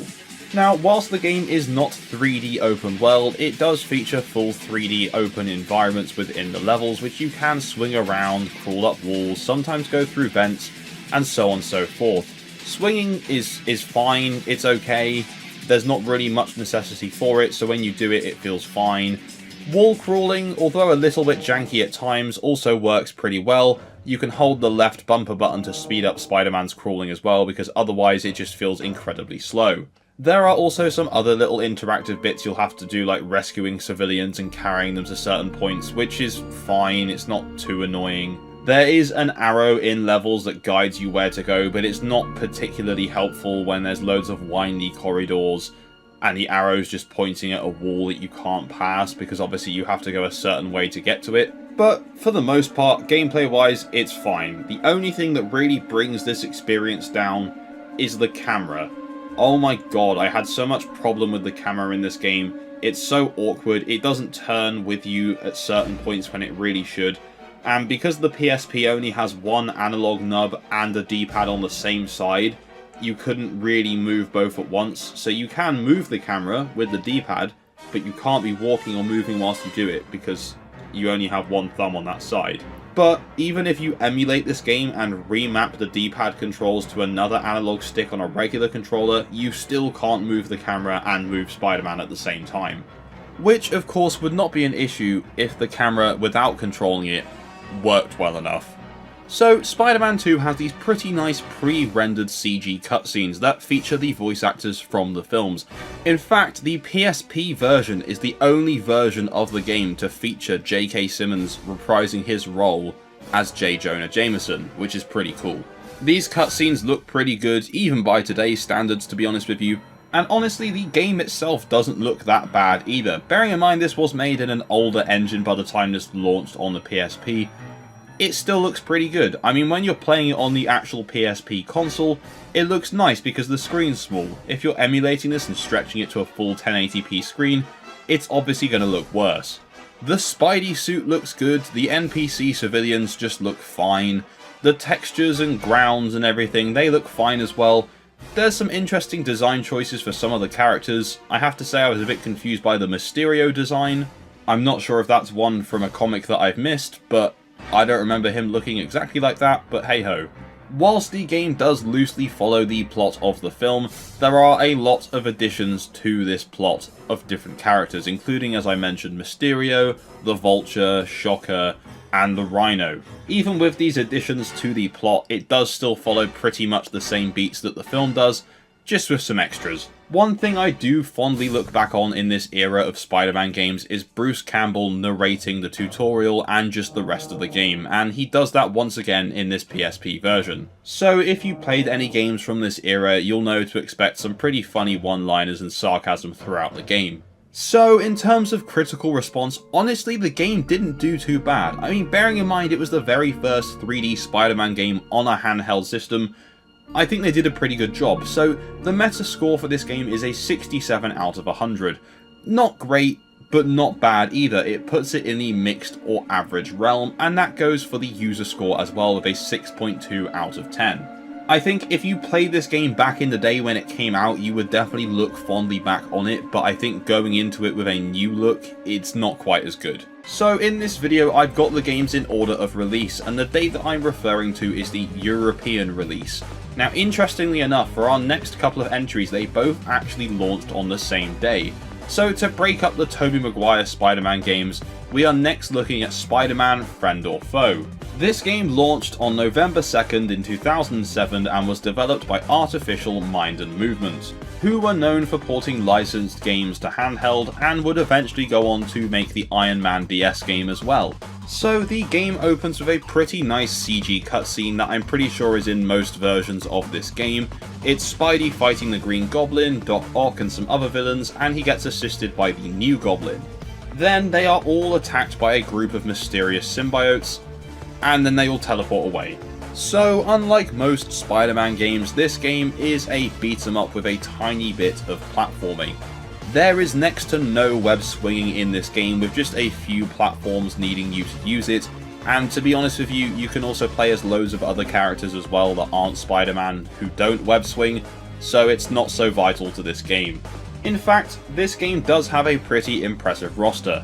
There are a couple of characters that unfortunately are not in this version of the game, and those are Silver Sable, Prowler, the Lizard, and the Scorpion. However, the PSP version does have 2 exclusive characters, and those are Electro and Carnage, which is pretty cool. Now, this game is not a Tobey Maguire Spider-Man story, but it does for some reason feature a lot of the designs from those films, including Spider-Man himself, the New Goblin, Sandman, Doc Ock. They all look like their film counterparts, but it also of course features characters who were not in those films. It's very weird. Now, to be honest, outside of the cool premise and the roster, I didn't like this game very much. I had this on PS2 and I enjoyed that version when I was a kid, but having now played the DS and PSP ports, I'm really not a fan. Movement, to be honest, is slow, jumping feels really weird, the combat is barely passable, sometimes the hitboxes are good, sometimes they're completely terrible. It's really hit and miss, but outside of all this averageness, the biggest crime of this game is the flashing screens.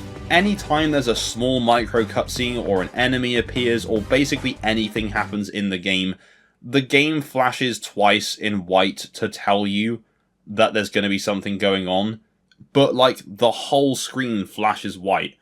And honestly, I'm not photosensitive, but after about 20 minutes I started to feel quite sick playing this game. For the purposes of not feeling sick and safety, I have edited these flashes out of the video so you don't have to look at them as I did. Graphically, the game looks fine, the character models are all okay, the enemies look pretty good, and the environments, although they are boring and quite generic, they don't look ugly, so that's one good thing. Now, I'm not sure if I experienced a glitch whilst playing this game, but the soundtrack I didn't really get to hear much of because throughout half the levels it just doesn't play.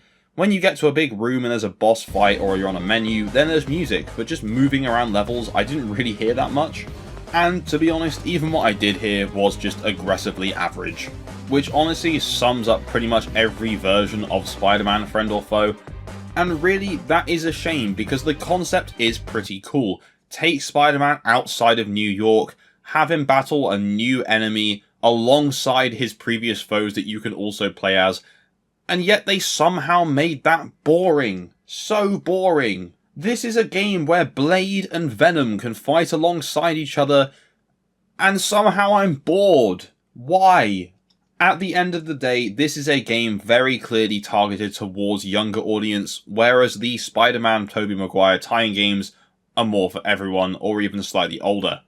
I don't know, man, I'm kinda sick of using the excuse of, oh, this is a kid's game, so it's okay to be bad. Just make the kid's game good as well. Why set the bar so low? Anyway, apologies for my rant there, let's talk about the critical score.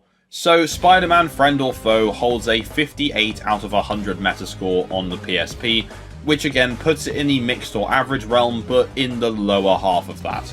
The PSP port was not quite the worst reviewed version of the game, as that prestigious title belongs to the DS port with just a little bit of a lower score at 55 out of 100. Anyway, if I talk about Spider-Man Friend or Foe anymore, I'm going to fall asleep, so let's move on to the next game.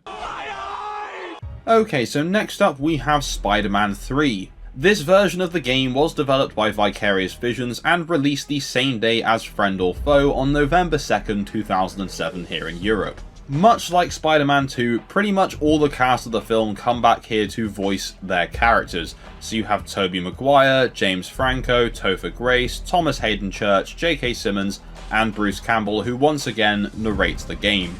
So in terms of the combat, it's pretty similar to Spider-Man 2. It's combos that you unlock with hero points, there's a score system, so on and so forth. However, this is a fully fledged 3D open world game on the PSP. This is a 3D open world Spider-Man game on the PSP. I had to repeat it because I'm very impressed. So yeah, pretty much this is a port of the PS2 version, but with a few additional features. So the plot again pretty much follows the Spider-Man 3 plot, but somehow makes it even more chaotic. Spider-Man 3 as a film had a lot going on. You had Sandman, you had Venom, and you also had the New Goblin. This time around though, as well as those characters, we have even more. We've got Lizard, we've got Kraven the Hunter, we've got Shriek, and even Morbius. So yes, that means that this game has Venom, Kraven the Hunter, and Morbius. Wow, all we needed was Madame Web and we could have had a Sony Universe film reunion. Also, just as a side note, I will openly admit that I'm one of the few people that saw every single Sony Spider-Man spin-off universe film in cinemas, and I'm so embarrassed. So finally, we have a handheld Spider-Man game that actually relies on web swinging as part of the core mechanics. You activate the web swinging by pressing the right bumper button, and then you use the analog nub to control whether you're going to go up or down, left and right. You can either hold or tap the X button to get a boost or jump while swinging. It's fairly similar to the previous two console counterparts of these games. It's just a little bit more awkward because it's on handheld. Overall though, the web swinging actually feels pretty good, and honestly I'd say it's almost as good as the Spider-Man 2 and 3 console versions. Wall crawling is also slightly less janky now. You can still move a bit faster whilst crawling, so it can be quite slow. If you hit the buildings at a certain speed, you can run up them as well, which is pretty cool. In terms of web swinging and movement, this is definitely the best handheld Spider-Man game, hands down. However, really, that's where my compliments will end. There is a lot of jank and a lot of weird choices made in this game.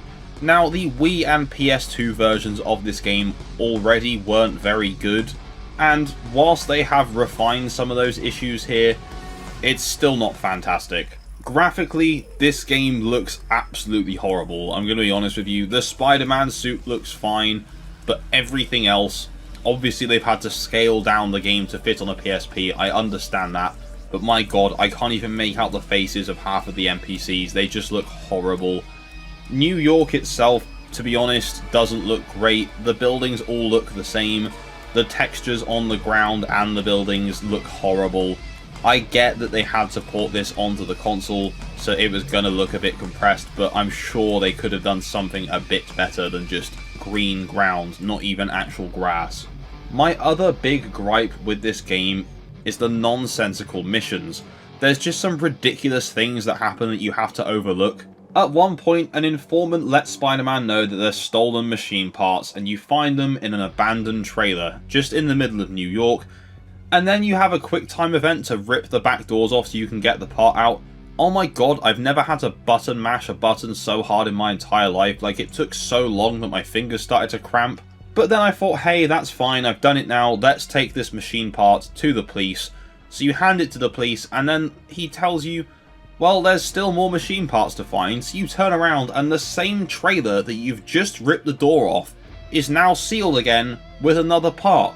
So you take the part from that trailer, again, after a quick time event, again, and instead of taking this stolen part to the police, you just take it to some random civilian. Because that's what the game tells you to do. Why not just send you back to the cop? Maybe he's undercover, I don't know, but it just doesn't make any sense. Introduced specifically for the PSP port, we also now have Conquest mode, which is just this mode where you have 5 minutes to get around the city and rack up as many points as you possibly can. Basically just completing different city events like crimes, or those machine part rescuing QuickTime events I mentioned previously. Overall, Spider-Man 3 for the PSP is a very mixed bag. Whilst yes, it is undeniably cool that there is a 3D open world Spider-Man game on a handheld, especially as early as the PSP, but on the other hand, this game is plagued with a lot of technical issues, and that is because it's on a PSP. Ugly textures, poor quality audio, wonky controls, it just adds up to a very uneven experience. I would say unless you really want to play a 3D open world Spider-Man game on a handheld console, just don't bother playing this. Unfortunately, the Metacritic score does reflect this as well, with a 52 out of 100, which puts it right at the bottom of mixed or average. Again, I think if you played this game back in the day when it came out, you'll probably have some heavy nostalgia for this, but if you go into this with a fresh set of eyes, it's probably not that great. Now, if you've made it this far in the video, please comment the iconic "See ya chump" in the comments down below. See ya, chump. So last but certainly not least, we have Spider-Man Web of Shadows Amazing Allies Edition. This was developed by Amaze Entertainment and launched in October 2008 worldwide. Now, the Amazing Allies Edition is a version exclusive to the PS2 and PSP. It's a 2.5D side-scrolling platformer beat-em-up. Now, we have already covered the DS version of this game on the channel, which I guess in a way is somewhat similar to this version, except on the DS it was more of a Metroidvania kind of type game. So in terms of gameplay, Spider-Man controls pretty well. In fact, I would say he controls very well here. This 2D environment harkens back to a lot of the previous Spider-Man games we've covered on the channel, but it feels pretty good and fluid here. He moves quite fast, he swings quite fast on the odd occasion that you need him to. Overall, Spider-Man feels quite good to control. When combat actually works, I'd say it's pretty much at its best here on the PSP. Hitting enemies into the air, chaining combos, slamming them back down feels very, very satisfying. The only downside is that the hit detection on enemies can be really, really poor sometimes. Especially when you hit them to the ground, there's this very long window of invincibility for the enemy that can just completely ruin the flow of what you're doing. But for the most part, it handles pretty well. So let's talk about the ally system. In the main home console versions of this game, you had a variety of different allies that could assist you, pretty much depending on whether you were a good guy or a bad guy. There is still that morality system in play here, but it doesn't really affect the game as much as it does in the home console versions, so instead you've now got power-ups. At any given time in a level, you can have 5 different, or some of the same power-ups if you want, assigned to your screen. They can vary from something as simple as a health boost, an attack boost, or you can have someone like Moon Knight pop up and help you on the screen. The allies range from ridiculous things like the citizens of New York throwing stuff, Stiltman, but then you've got characters like Storm and Moon Knight, which is pretty cool. I played this game for a couple of hours and not once did it really explain how this power-up system worked. About 40 minutes in, I just kind of figured it out and started using them. But overall, it's a pretty nice addition to the game, and they can actually help you turn the tide in a boss battle. Now, in the other versions of Web of Shadows, Spider-Man doesn't really feel like himself. He just whines a lot and moans all the time and just doesn't really act like Peter Parker. But here in this game, the dialogue is very Peter Parker-esque. In fact, at some cases, it's actually very funny. Whilst he will occasionally say little one-liners, most of the dialogue in this game is delivered on screen as text. And whilst that does sound quite boring, it works quite well. There's a few different options you can choose from that affect your morality, but what it really does is it either gives you power-up points to your normal suit, or to the symbiote suit. There are lots of occasions where you can simply just tell citizens you're not going to help them, and you're just going to leave them in like a collapsing building or something, which is quite funny, but because I'm such a nice guy, I just saved everyone anyway. I think something in this game that stands out to me is that at some point in the story, quite early on, you find J. Jonah Jameson captive in some secret fortress, and he's been cloned, and they've made the clone super nice. There's this brief moment of panic where Spidey thinks, oh god, which one's which? And then the minute one of them starts shouting, you know exactly who you've got to save. I think what makes this game quite good is that it really just feels like a throwback to the early days of Spider-Man games, like we're talking the 90s, and it kind of sticks to that for better or worse in terms of the jank, but to be honest, overall it's a pretty fun game. It did feel a bit strange going from a 3D open world straight back into a 2D platformer, but honestly I had more fun with this than I did with Spider-Man 3. Now, in terms of critical response, Spider-Man Web of Shadows on PSP doesn't actually have enough critic reviews to have a Metascore. But if we take the 3 review scores that it does have and average that, it gives you a 74 out of 100, which is a pretty good score. In fact, that would mean that Web of Shadows Amazing Allies Edition is the best reviewed Spider-Man game for the PSP. Which, honestly, I can kinda get behind. And so that takes us to the end of our look at the Spider-Man games released for PSP. And for our final handheld console, we have the Nintendo 3DS. Spider-Man had a pretty good run on the Nintendo DS. Sure, he had some lows, but he also had some highs. So, how do Spidey's adventures hold up on the 3DS? Whilst there were nearly 10 Spider-Man solo games on the Nintendo DS, the 3DS on the other hand has only 3. So let's go through these games in chronological order, see what made them good, what made them bad, as we dive into what happened with the Spider-Man 3DS games. So first up we have Spider-Man Edge of Time, released in October 2011 across North America, Europe and Australia. This game launched on Nintendo DS, 3DS, PS3, Xbox 360 and Nintendo Wii. All versions of this game except the DS port were developed by Beenox. Now, the DS port took some creative liberties with the story, but thankfully the 3DS version follows the same story as the other 3 console counterparts.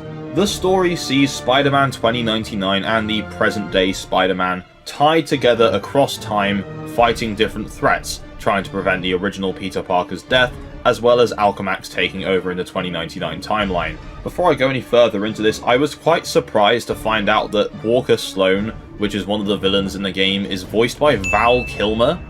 Huh? Anyway, once you launch up the game, you get a pretty cool cutscene, and then the title screen is just Miguel walking into the camera holding Peter Parker, but the background isn't moving, so he's just walking on the spot holding this corpse.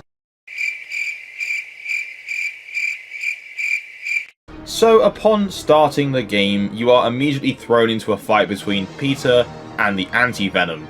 And this is supposedly where his death takes place, and you pretty much do just get beaten within an inch of your life. It reaches a point where Spidey just starts doing this weird drunk walk, which I just thought was hilarious. Obviously he's injured and fatigued, but it just looks like he's drunk. Anyway, as you've probably gathered from the footage on screen, unlike all the DS games which were platformers and 2D, this is a 3D action-adventure game, which is just much better suited to Spider-Man than a 2D platformer Metroidvania kind of thing. Now, as far as I can tell, this is essentially the same version of the game that's on the Wii. It just looks a lot more dumbed down compared to the other console versions, but pretty much just plays the same, it just looks a lot worse. However, this is a full-fledged console game on the 3DS, and I think that in itself is very impressive. The combat is pretty much just standard button-mashy repetitive nonsense, and that charm does start to wear off very quickly, but there are upgrades and special abilities and all the standard things you'd expect in a Spider-Man game to be present. Edge of Time across the board introduced a system called the Cause and Effect, which means that one thing that Peter Parker would do in present day would affect Miguel in 2099, and vice versa. If you think about it too much, it doesn't really make any sense, but when you're playing the game, I have to admit it is a pretty cool feature. Now, unlike in Shattered Dimensions where you had several different Spider-Men with several different gameplay styles, Miguel and Peter both pretty much play the exact same way, just have different abilities. There is of course web swinging as well, but due to a lot of the spaces in the game being quite confined areas, you'll mostly be web zipping around and crawling on walls. The soundtrack to Edge of Time is something else I do have to praise about this game. The music was written by Gerard Marino, who was the lead composer for the God of War games, so it kind of makes sense that it's pretty good. Now, other than the repetitive gameplay and sometimes wonky web swinging and movement, one thing I do have to say is sometimes this story just doesn't really feel like Spider-Man. This was written by actual comic book writers, but there's moments in the story where Peter's just a complete idiot for no reason whatsoever. Overall though, the story itself is very interesting. It's completely absurd and nonsensical, but it's a lot of fun. Now, out of all 4 main versions of the Beenox developed game, the 3DS version is actually the lowest critical scoring out of the 4. The highest was on the Wii, interestingly, which is a 62 out of 100, but the 3DS sadly only has a 50 out of 100 score on Meta. However, having done some reading, it appears that a lot of the issues with this game are actual glitches, game freezes and audio bugs, which I'm going to put down to the fact that this is a full console game squished onto a little 3DS cartridge. Maybe I'm just being a bit too nice. If I were to rate this game out of 100, I would probably put this around the 60 to 65 mark. I had a pretty good time playing it. I'm not in a rush to go back to it now I have played it, but it works. So, The Amazing Spider-Man was developed by Beenox and released on 3DS, DS, PS3, Wii and Xbox 360 in 2012, and then launched a bit later on that same year on Windows and mobile, and then eventually made its way to the Wii U, the Windows Phone and PlayStation Vita in 2013. To be honest, it was probably just easier to list the consoles it wasn't on at the time, because that's definitely a shorter list. So pretty much all versions of this game were a open world 3D Spider-Man game, exactly what you'd expect, but of course on the Wii and the 3DS, this was not the case. Of course, at least it wasn't just a 2D platformer like the DS version was, but they left out the open world feature for these consoles, presumably because it couldn't handle it. The Amazing Spider-Man game is one of those movie tie-in games that actually takes place after the events of the movie, which, in my opinion, is pretty cool. From what I can assume, this game is not canon to the Amazing Spider-Man film series, because there's stuff that happens here, like the Rhino appearing when we have a version of the Rhino in the second film, stuff like that. Anyway, the story pretty much goes as follows. Peter and Gwen sneak into Oscorp after hours because they've heard the company is continuing the lizard's cross-species experiments. Lo and behold, they kind of are. Then all the cross-species go mental because they sense Spider-Man's presence. They all break out, infect a bunch of scientists, including Gwen, and then Spidey has to go and round them all up, break the lizard out of prison to help him catch them, and that's pretty much the game. Along the way, as I mentioned, he does fight characters such as the Rhino, he also fights the Scorpion, Vermin, and at one point encounters Black Cat. To be honest, this game's story genuinely seems a bit more interesting than the one we got in the Amazing Spider-Man 2, so that's a shame. Anyway, aside from the weird first-person introduction to the game, gameplay in the Amazing Spider-Man is pretty similar to the Edge of Time. It's the same developers. They've kind of gone for a more Arkham-style combat system here, which is absolutely fine by me. Combat is still a bit button mashy, however. Web swinging is a little bit janky. Pretty much everything is exactly as it was in the Edge of Time, just a tiny little bit more refined than it was the first time round. Graphically, the game looks okay. I mean, it's a 2012 3DS port of a movie tie-in game, so I wasn't really expecting anything groundbreaking. There's a couple of moments that really made me laugh, like when Gwen first appears at the start of the game in this first-person cutscene. It's just really jarring. Hey there. Hey. Thanks for coming with me, Pete. You're brave. The other thing that really caught me off guard with this game was the really weird angle of a picture of Spider-Man on the start menu for the game. Anyway, Spider-Man controls pretty well. There's nothing particularly nonsensical about his controls for the 3DS. There's only a little bit of touchscreen involvement, which is for dodging, which is absolutely fine by me. And overall, to be honest, is a fairly okay port of the Amazing Spider-Man, especially given the console that it's on. One thing I do have to praise this game for, though, is getting the design of the Rhino right, because we all know the Amazing Spider-Man 2 is just a giant mechanical Rhino suit, and let's not even talk about Kraven the Hunter's design. Something that was pretty cool about the Amazing Spider-Man for the 3DS was this Vigilante mode that was exclusive to the console. This used the 3DS's Street Pass ability, so that if someone else you walked past also had a copy of the Amazing Spider-Man on them in their 3DS, then it would exchange data and you could help each other fight crime in this weird little mode. Interestingly enough, there actually was the black suit locked behind that mode, so if you didn't finish the Street Pass mode, you wouldn't be able to unlock all the suits in the game. Anyway, across the board, the Amazing Spider-Man reviewed fine, really. Every single version of the game that has a Metascore is in the mixed or average zone. Sadly, the 3DS is on the lower half of that with a 55 out of 100, with the highest version being on PS3, which is a 71. Now, to be honest, I'd say again, this game could probably sit about a 60, really. It's not a 55 worthy score. I've played far worse games with higher scores than that.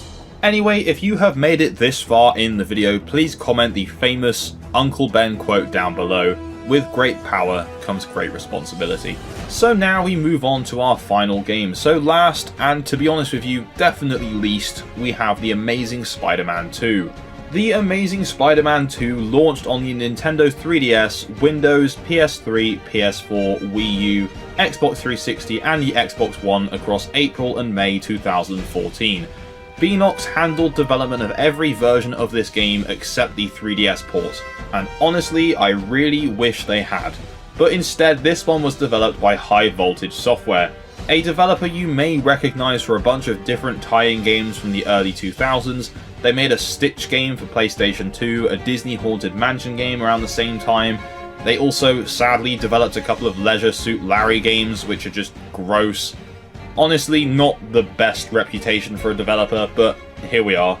So, whilst the previous two Beenox developed Spider-Man 3DS titles were a big step forward from the Spider-Man DS releases, this one decided to take a big ol' step backwards and turn itself back into a 2D platformer beat-em-up. Great. So I went into this with a pretty open mind because I was well aware that the console versions of this game did not review well at the time. I've never played them, but I avoided them because they didn't do very well. And I thought, hey, maybe they focus more on the gameplay, because now they don't need to worry about trying to get such a big game to work on a small console. They can just focus on having fun and creating a good time. No, they didn't even do that well. The gameplay is boring, uninspired, and just a big step back even from the DS-era Spider-Man games. I'd quite happily take any of those over this one. The issue that I now have is this game isn't so bad that it's good, it's just so boring that it's just bad. The combat is incredibly button mashy, the movement is slow as anything. For some reason Spider-Man crawls faster than he does walk. The web swinging is almost completely pointless in the 2D sections, so I don't really have anything good to say about it. To make matters worse, to get to your next level you will have to swing in a kind of on the rails section to your next level, and this sometimes gets interrupted by a random crime. And it's not like you actually just drop down and fight it, you have to then load into this random place. The first one I did threw me into a building and just told me to defuse 13 bombs in 2 minutes and just acted like it was just a normal thing. Just some really bizarre design choices all round. The sections when you are between levels and web swinging, you have to get to the end of the part of the city you're in within a certain time limit, or else you just have to redo it for some reason. Even though at no point beforehand when you finish the previous level does Spidey say, oh, I've got to get there quick, there's a time limit of 60 seconds. There just now is one. Now, to be honest, I remember The Amazing Spider-Man 2 a little bit as a film. The plot was just overstuffed with too many characters. You had the whole Goblin thing going on, the Electro thing, and then you also had Rhino, and in the background they were trying to set up the Sinister Six. The whole thing was just a bit of a mess. However, this game takes it one step further. I'm not going to delve too deeply into the plot here because it's really long and convoluted, but the game starts with you looking for Uncle Ben's killer, which I don't remember happening in the film, but whatever. And then let me just list the villains that you will face in this film. So you've got the Shocker, you've got Electro of course, the Kingpin is here, Kraven the Hunter is here, Carnage is here, Black Cat is also here. There's just so much going on here. Green Goblin eventually reveals himself as well, and at the very end you've also got Chameleon. There's just so much happening, and honestly, this just sounds crazy. One thing I did enjoy very much so was at the very start of the game, there's a cutscene that features the one and only Stan Lee, and I think he is also at the end of the game as well, which is pretty cool. Peter? Hey, Stan. Oh, welcome back, true believer. Anyway, in terms of critical response, this game doesn't actually have a Metascore for the 3DS, but the user score is generally unfavourable with a 4.3 out of 10. Just for comparison, the PS4 and Xbox One versions of this game scored 49 and 46 respectively, and then the previous gen consoles scored around 55 to 58. Apparently Beenox were actually originally meant to develop this game, but for unknown reasons they dropped out and it was handed to High Voltage Software instead. So I would like to think that perhaps if Beenox handled the development of this 3DS version, it probably would have turned out a little bit better than what we got. The Ultimate Spider-Man video game is just about to celebrate its 20th anniversary, so I thought what better time than now to play this for the first ever time. So today I wanted to share my thoughts, my experience, and an overall review of Ultimate Spider-Man for the PS2. So let's get into the game. The home console version of Ultimate Spider-Man, so that's for GameCube, Xbox, PS2, as well as the PC version, was developed by Treyarch, a company now mostly known for Call of Duty. The game would release across September and October of 2005. So, as the name would suggest, Ultimate Spider-Man is of course based off of the comics of the same name. So, this game actually picks up right after the Venom storyline in those comic books, but don't worry, you don't have to read them to play this because there's a recap at the start anyway. So once you get the recap fight with Venom out the way at the beginning of the game, we now skip forward to present day, where Spider-Man believes that Venom is now dead. Which isn't the case if that wasn't obvious already. So I'll be honest, whilst this is an Ultimate Spider-Man game, the story is primarily driven forwards by Venom, because Venom is the character out and about doing things, whereas Spider-Man just kind of has stuff happen to him. He gets caught in a fight with Rhino, he gets caught in a fight with Silver Sable, he gets caught in a fight with the Green Goblin, so on and so forth. Whereas Venom is the reason that Spidey gets caught up with Silver Sable, and he's also the reason, inadvertently, that he gets caught up in the fight with Green Goblin. But to summarise, a man named Trask wants to capture Venom so he can successfully recreate the symbiote for himself, but Trask also knows a lot about what happened to Peter Parker's parents. So Peter needs Trask alive to get that information, but Venom obviously wants him dead for revenge. And that's pretty much as simple as I can make this story for you guys. It's a very interesting story with a very strong comic book feel to it that does feel like a direct continuation of the Ultimate Spider-Man series. And of course, with that comic book feel comes tons of characters and cameos. So most of Spider-Man's villains show up in this game at one point or another, but there's also some cool cameos from other characters such as Wolverine and the Human Torch. Well, the Human Torch you can actually race in several different events, but I'd still class it as a cameo. But in terms of Spider-Man villains, you have Rhino, Silver Sable, Beetle, Green Goblin, as well as Electro, Carnage, and obviously Venom. So with the basics of the story covered, let's talk about our two playable characters, because yes, that's right, not only can you play as Spider-Man, you can also play as Venom, which means you get both perspectives of the story, which is fantastically done. So first off, let's talk about Spider-Man himself. So if you played Treyarch's previous Spider-Man title, the Spider-Man 2 movie tie-in game, then he handles pretty much the same here as he does in that game. You can punch with the square button, kick with the triangle button, and then jump as well as dodge with the X button. You move around with the left analog stick, and you can turn the camera with the right analog stick, and you can use it to lock onto bosses just by clicking the right analog stick in. Web swinging is started with the right trigger, and you can give yourself a speed boost using the square button, and you can web zip pulling both triggers. You can also wall climb with the circle button.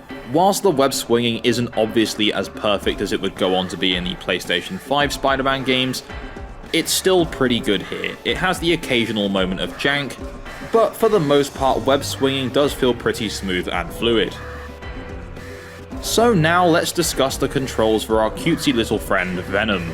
So the sections where you play as Venom are completely different to when you play as Spider-Man. Venom is a lot tankier, he obviously can't web swing, and to restore his health you can drain people. Well, basically eat people. There's no limitations of who Venom can eat either, so eat to your heart's content, I guess. Anyway, so Venom has a short range attack with the square button and a longer range attack with the triangle button. Again, you jump with X and you can wall climb with circle. Instead of web swinging, Venom can jump very high and very far by pressing that right hand trigger. You can also kind of do a web zip, except it's with his tendrils instead.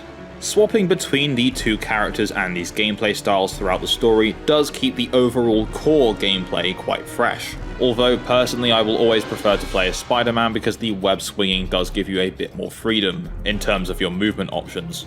So the game features an open world with various activities for you to complete, and you will actually need to complete a certain amount of these to be able to progress the story. Which, personally, I think is a bit of a cop-out to just try and drag the game on a little bit, which is also already quite short. So what are these activities? Well, they pretty much boil down to three things: races, combat tours, and city events. So first of all, a race is just Spider-Man racing against the clock to swing through various checkpoints to get the highest possible time. There are bronze, silver, and gold medals depending on how fast you complete each race, but as far as I could tell, you didn't actually need to get a medal in order for it to count towards your progress towards the next story mission. You just needed to finish the race. These races are fine, but they do sometimes highlight the jankiness with the web swinging and overall platforming in the game. Next up, we have combat tours, which are pretty much exactly as they sound. You start off and fight a gang in one location and just go from one location to the next fighting the same gang. It's not that exciting, there's no time limit to it, you just go from checkpoint to checkpoint, beat up a few guys, and do the same thing like 4 or 5 times until it's completed.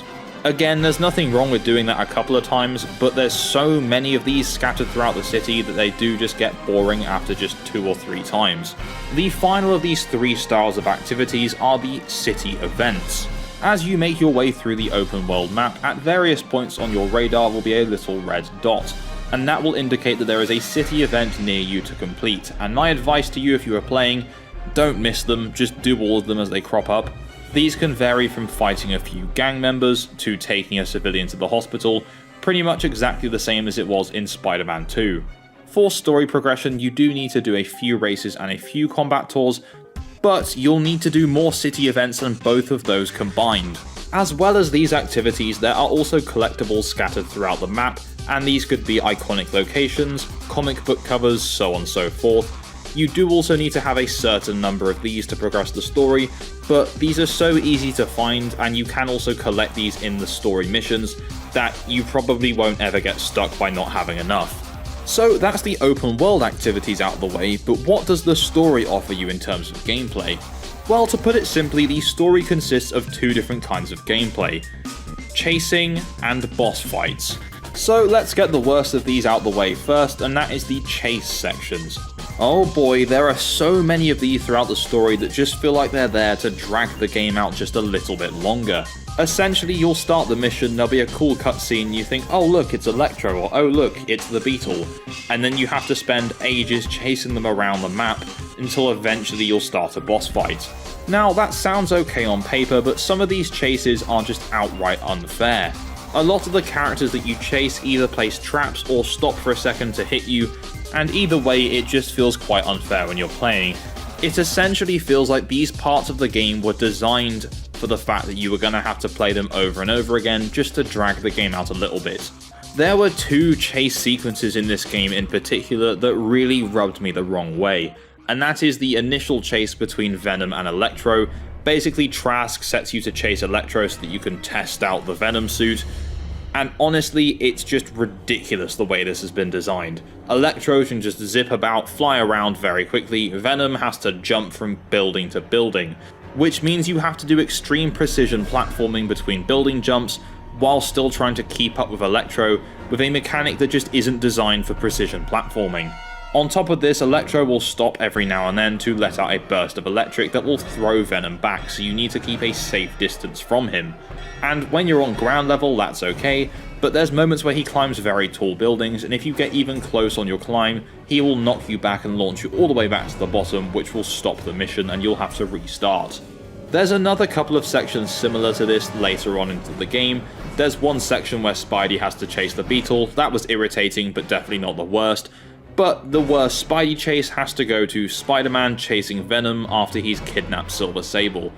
Venom jumps around from building to building, as you know, and Spidey has to web swing below to try and keep up. But the issue with that is, you can't see where Venom is jumping, and the minimap in the bottom left is so small it's hard to tell which way he's going to go. So again, you have to replay it several times and learn the route that Venom's going to go, so sometimes you have to actually go ahead of where he's going to jump to. Now, I don't know about you guys, but to me, that just feels like very lazy game design. If it was just once or maybe even twice, then I would just shut up and get over it. But like, half the story missions just consist of chase sections. It's just kinda irritating. So thankfully the game isn't just entirely chase missions, because we also have a lot of boss fights. Whilst there are no bad boss fights in this game, a lot of them do feel quite similar, because it's just let the enemy do a couple of attacks, dodge, and then spam the attack button, rinse and repeat until the health bar goes down. But thankfully there are a couple of outliers to this rule. Whilst the Electro chase section was one of the most irritating things I've ever played in the game, the Electro boss fight was pretty cool. Spidey has been knocked out, so as Venom you have to face off against Electro in Times Square. But the issue is, every time you get Electro to a low enough health point to think you're gonna win, he then goes and charges himself up on one of the billboards. The game doesn't do the best job of telling you that you can destroy those billboards, so my fight with Electro did go on a little bit longer than I would have liked, but I thought this was a very cool concept, and liked the fact that you had to destroy some of the environment to stop Electro from charging himself up. The other boss fight that I thought was particularly interesting was another Venom fight, and that was with Carnage. Late on into the story, Peter gets injected with a symbiote and becomes Carnage, and now Venom has to face off against him. This fight is somewhat similar to the Electro fight because Carnage will dip away and try and restore his own health. As well as this, the fight also takes place across multiple rooms in Trask's building, with Venom having to do quick time events to break through the doors to follow Carnage to stop him from healing himself. Yes, after a while it did get quite irritating because I couldn't do it quick enough, but the character is literally called Carnage, so the boss fight should be chaotic carnage. It also just meant that when I eventually beat him, the satisfaction levels I felt were very high.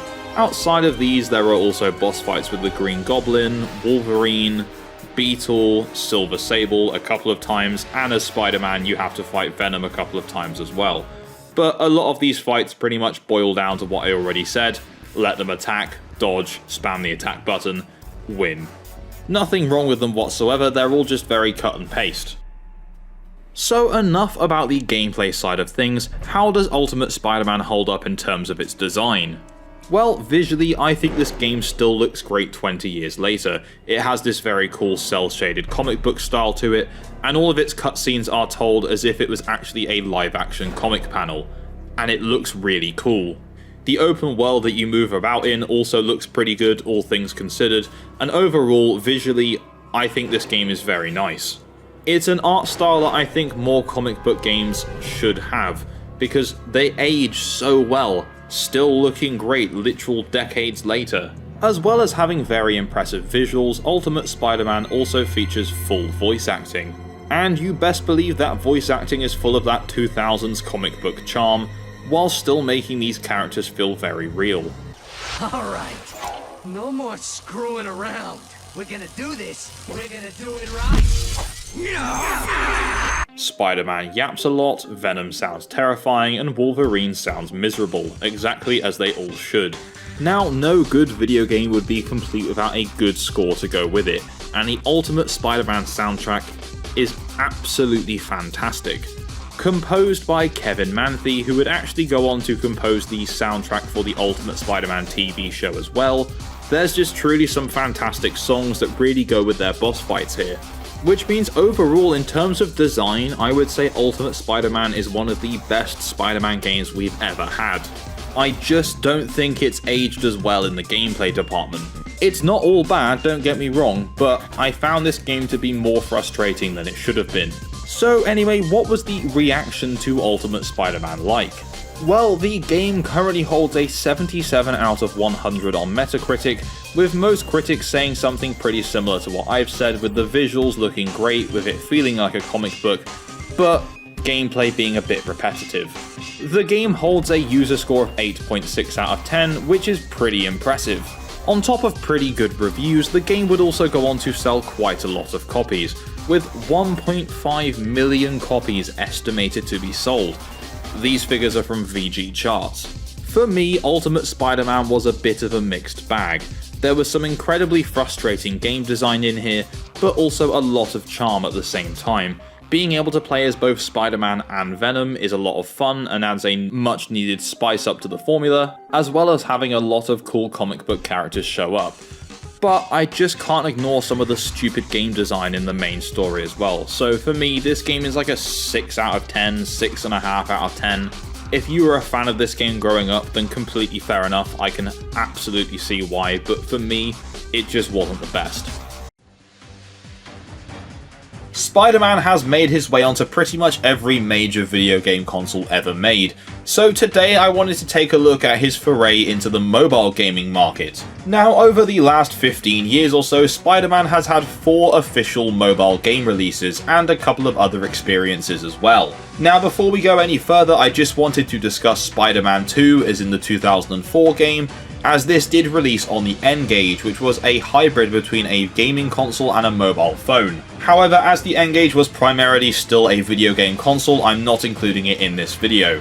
Anyway, now we've got the T's and C's out the way, let's get on to our first game. So first up we have Ultimate Spider-Man Total Mayhem, which was published and developed by Gameloft, which is a sentence I'm going to be repeating a lot in this video. Anyway, so the game takes inspiration from the Ultimate Spider-Man comics, and has a story that sees you fighting Sandman, Rhino, Green Goblin, Electro, Venom. It's pretty cool, to be honest with you. Now, I had actually never heard of this game before starting to make this video, and I have to say I'm quite impressed with what I've seen. Bearing in mind this launched on 2010 on iOS, this plays a lot better than some of the 3DS and DS era Spider-Man games. Now, Total Mayhem is primarily a brawler beat-em-up game that pretty much focuses on chaining together different moves to form combos, but there are some web-swinging sections and some mild platforming segments as well. You control Spider-Man through a virtual analog stick that's on the left-hand side of the screen, and then you have 3 different attack buttons on the right-hand side. This gives you the freedom to perform up to 20 different combos, which is pretty decent considering how old and the platform this game is on. I mean, this game even features voice acting, which for an early mobile game is very impressive. Now, in terms of the visuals, this game holds that strong, vibrant colour scheme that the Ultimate Universe was known for, and was seen in the Ultimate Spider-Man video game. The visuals, bearing in mind this would have released back when the iPhone 3 and 4 came out and the early days of the Samsungs, they look incredible, and it runs really nicely as well. Spidey himself really looks good. Oh my god. I've never looked so good. Now, don't get me wrong, this isn't a perfect game. It's obviously quite simple due to the platform it's on. Gameplay can get a bit repetitive, and there's no actual overarching plot.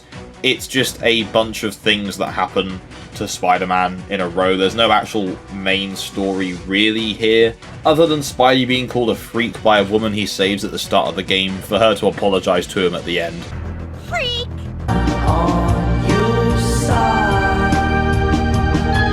Anyway, in terms of critical response, Total Mayhem currently holds an 85 out of 100 on Metacritic, which is really good. Certainly higher than the vast majority of handheld console Spidey games we've looked at on the channel. Its user score is a fairly decent 7.1 out of 10. Now, sadly, it's been many years since Spider-Man Total Mayhem got delisted. What a shocker, Spider-Man games getting delisted, wow, I've never heard of that one before. However, there are, other ways you can still play this game today, which I can't describe here. Anyway, yeah, Total Mayhem is a pretty decent game, I can't lie to you, it's aged pretty well. So next up we have The Amazing Spider-Man, which was developed and published by, of course, Gameloft, releasing in June of 2012. I'm not going to beat around the bush here, this game is actually weirdly impressive. This is an open world action-adventure game that honestly I would say is probably better than the console version of this game. I mean, at the very least, it's certainly better than the 3DS and Wii ports of The Amazing Spider-Man. I mean, that is embarrassing for those consoles that there's an open world Amazing Spider-Man game on phones, but they couldn't get one running on the Wii or 3DS. I said forget about it, cuz. Anyway, so the plot of this game follows a lot more closely to the film than the other versions of this game do. All the other versions of The Amazing Spider-Man are actually sequels to the film, although non-canon. This version pretty much is just a retelling of the film itself. Once again, you control Spider-Man using the virtual analog stick on the left-hand side of your screen, and attacks and everything else are completed using buttons on the right-hand side of the screen. The game features New York City as its open-world hub area, along with 25 missions up until your final battle with the Lizard. As well as these missions, there are various crimes that you can stop that are ongoing throughout New York as well. Now, I'm going to be real with you, this game's mere existence is just insanely impressive. This would have been running on what, an iPhone 5, something like that, and here we have a full open world that you can traverse around and play around in, and it doesn't just look like a PS1 or PS2 game either, this has fairly modern looking graphics. It's very impressive. Now, sadly, the combat system is exactly the same as it was in Ultimate Spider-Man Total Mayhem. They've literally just copied and pasted that into this game. The home console versions of this game kind of copied the Arkham series in terms of its combat. That's not the case here at all, it's just the same thing it was in the other game. There's nothing wrong with the combat, it's just the same stuff we've already had, and that can get quite repetitive quite quickly. Now, Spider-Man's movement in the game isn't the most fluid it's ever been. You can see there was an attempt to try and make this quite a seamless and fluid movement system, but unfortunately the end result is quite janky. The web swinging lacks any real momentum, and moments between swings are pretty much you just suspended in animation in the air. Wall crawling is just really poor here. I don't know, they definitely tried, and I can appreciate this game for its technical achievements, but in terms of movement, this one really isn't it. Now, in terms of critical response, The Amazing Spider-Man is a bit of a dip from total mayhem with a 66 out of 100 metascore, with critics praising the fact that they've managed to get this game open world on iOS, but with people complaining about the controls and some irresponsive movement and combat. Now, The Amazing Spider-Man... Wait, let's just pause for a second. I want you to guess what I'm going to say next. Is it A, or is it B?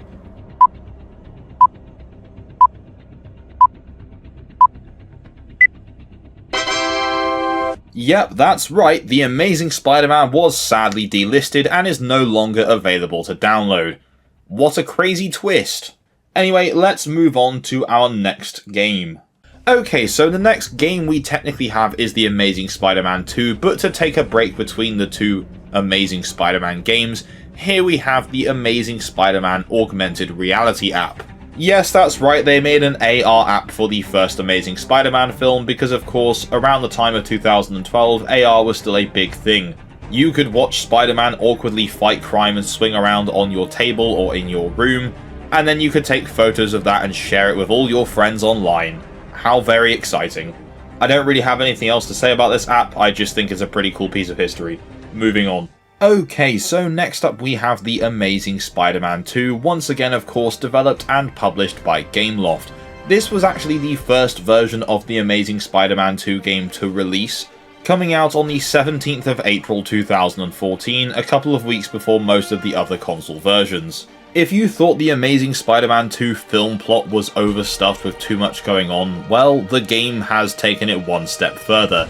Whilst it has a lot of the same plot points that happen in the film, such as Electro, Harry turning into the Goblin, that ridiculous mechanical rhino, this one takes it one step further by introducing Kingpin into the mix, who is actually behind everything going on, including unleashing Cletus Cassidy, who will go on to become Carnage as a serial killer. He hires Kraven the Hunter, he hires Black Cat. There's just so much more going on in this game. So yeah, in terms of gameplay, this is pretty much identical to the other two Gameloft Spider-Man games. You control Spider-Man with the left-hand virtual analog stick, and you attack and do other things with the right-hand buttons. So once again, you have New York as your playground, and this time around, the game just looks a bit more cartoony, which honestly works in its favour.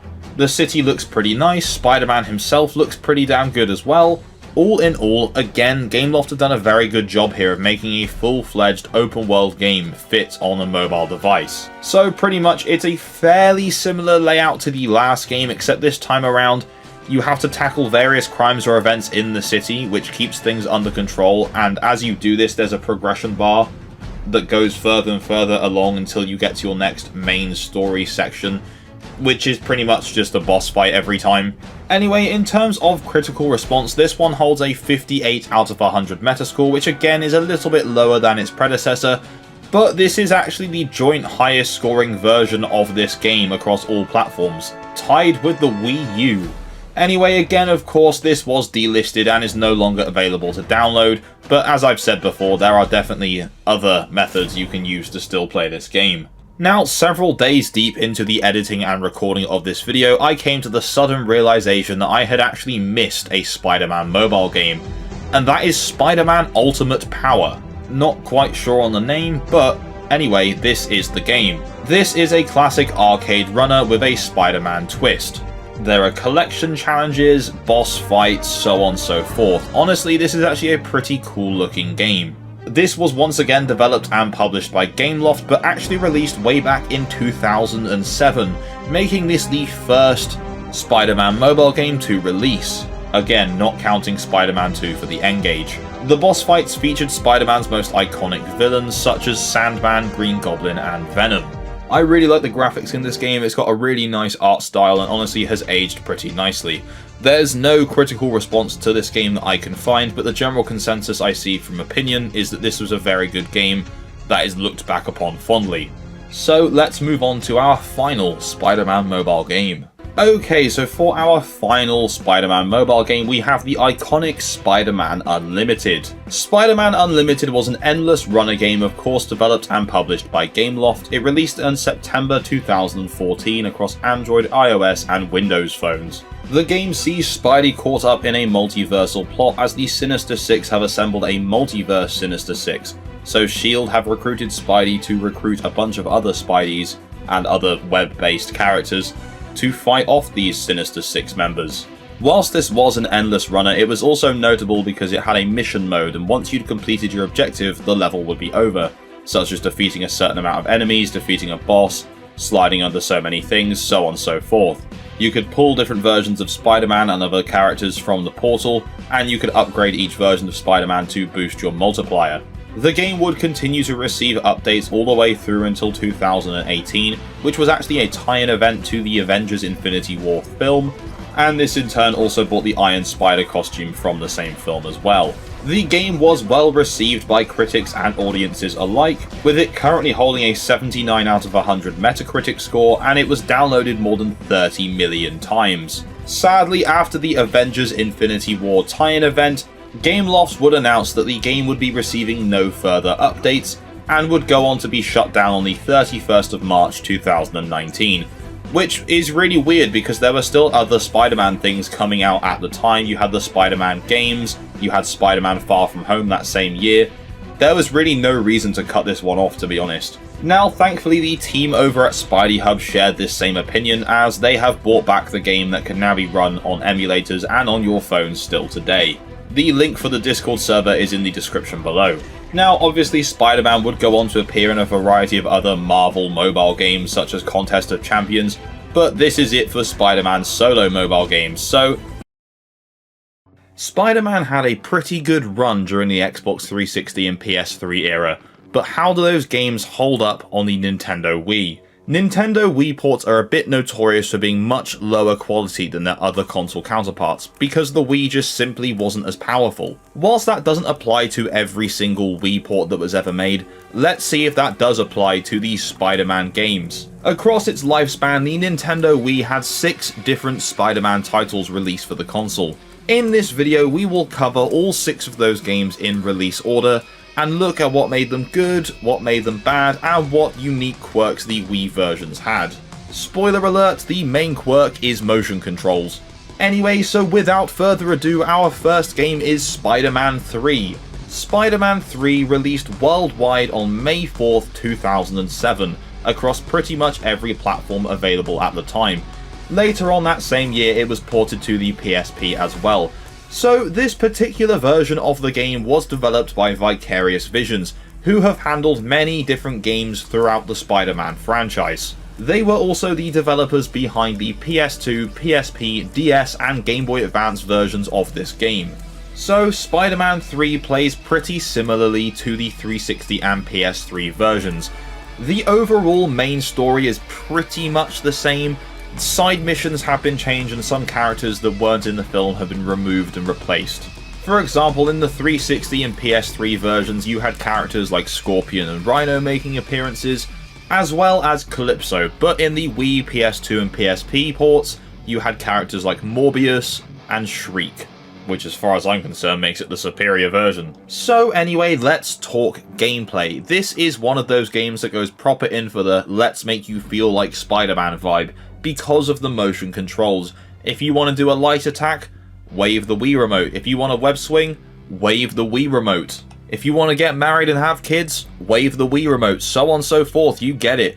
The controls for this game are a mix of motion and standard button pressing. You have to have the nunchuck to be able to play this game, which obviously makes sense. You move Spider-Man around with the analog stick for the nunchuck, and when you're web swinging you can either shake the Wii remote or the nunchuck depending on which hand you want to swing with, which to be honest is a pretty nice touch. Like I say, combat is a mix of motion and button pressing as well. To do a light attack you shake the Wii remote, but to do a heavy attack you press the A button, which on paper is a pretty cool idea, but when trying to combo different moves it can actually be quite hard, because if you move the Wii remote just a little bit too much you can't then do a heavy attack as a third combo move.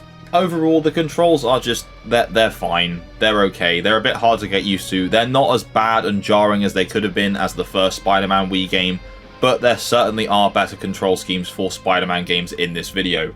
Graphically, the game looks fine. There's nothing particularly wrong with it.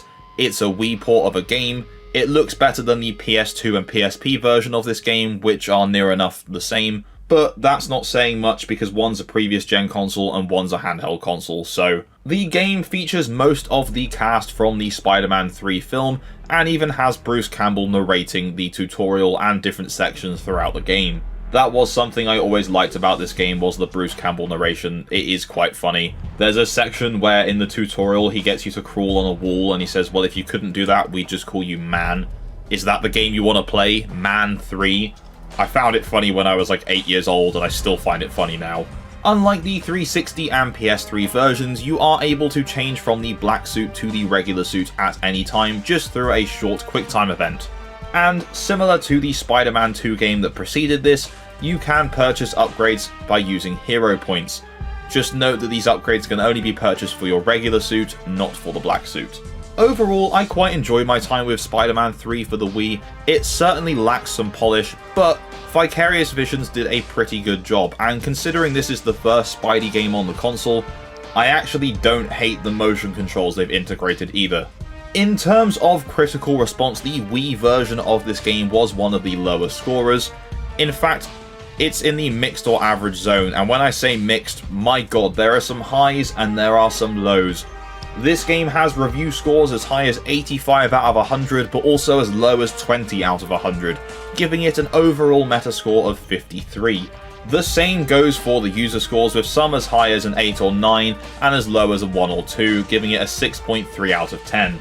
It's definitely not the best Spidey game for the console, but that said, it isn't an offensive mess either. Anyway, let's get on with the video. So next up we have Spider-Man Friend or Foe, which released worldwide across October 2007 and released for the PS2, the PSP, the Nintendo DS and Wii, PCs and Xbox 360. The home console versions were developed by Next Level Games, so that's the PS2, Wii and 360. So unlike most of the other Spider-Man games in this list, this game is a very linear beat-em-up with some platforming elements. Now, I played the PS2 version of this game back in the day when I was a kid, and I loved it. And having covered the handheld versions of Spider-Man games, I really did not enjoy this on the DS, and I did not enjoy it at all on PSP. In fact, I found that experience nauseating. So I'm pleased to announce that I actually had quite a good time playing this on the Nintendo Wii. And that is pretty much because this game is nearly identical to the PS2 and 360 versions, just with slightly different looking visuals compared to the 360. While Spider-Man 3 heavily leaned into the Nintendo Wii's motion controls, Friend or Foe doesn't really do this so much. Your standard moveset is simply controlled just by pressing different buttons, with some very mild motion control integration when you want to throw enemies. If you point the Wii remote up or down, that's where you throw them.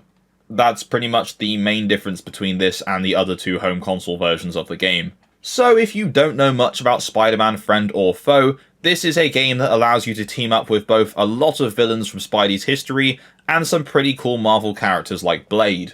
Iron Fist is also here, but Netflix kind of ruined my impression of that guy. The game starts off with a cool cutscene with Spider-Man and the New Goblin fighting enemies like the Green Goblin, Doc Ock, Sandman and Venom before they're all attacked by a bunch of other symbiotes.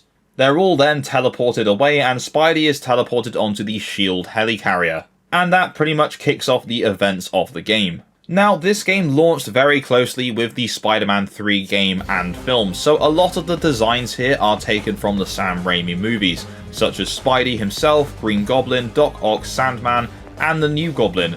But then there are characters who had yet to appear in live action, like Black Cat, Rhino, Iron Fist, and they all look like their actual comic book counterparts.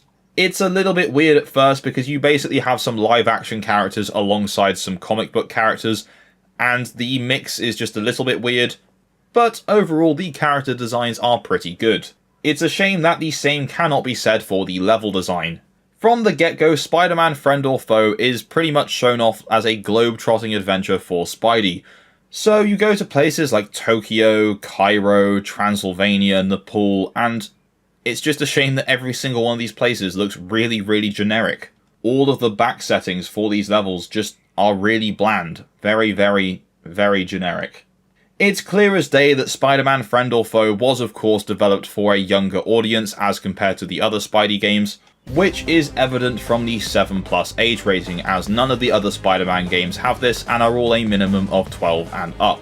Anyway, the only downside of the home console version as compared to the PSP version is that it does not have Carnage. Carnage was sadly exclusive to the PSP, even though at the end of Friend or Foe on consoles there was a tease called Project Carnage, which never saw the light of day, as the game never got a sequel or any DLC.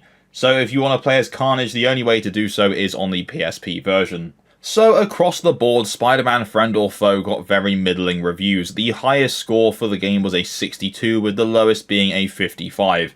So they're all in the mixed or average realm.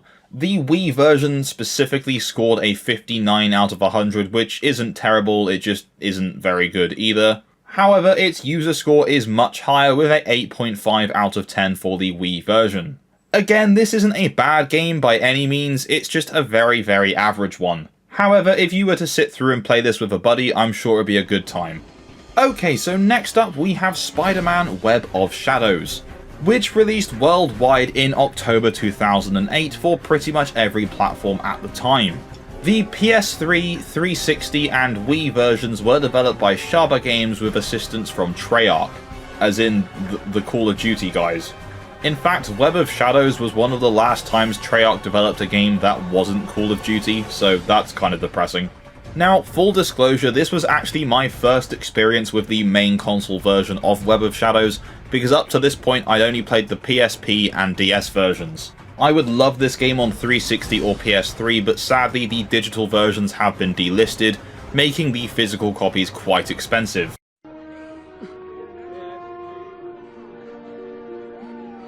So if you don't know about Web of Shadows, let me just summarize the game for you. It came out at a time where morality systems in games were all the rage.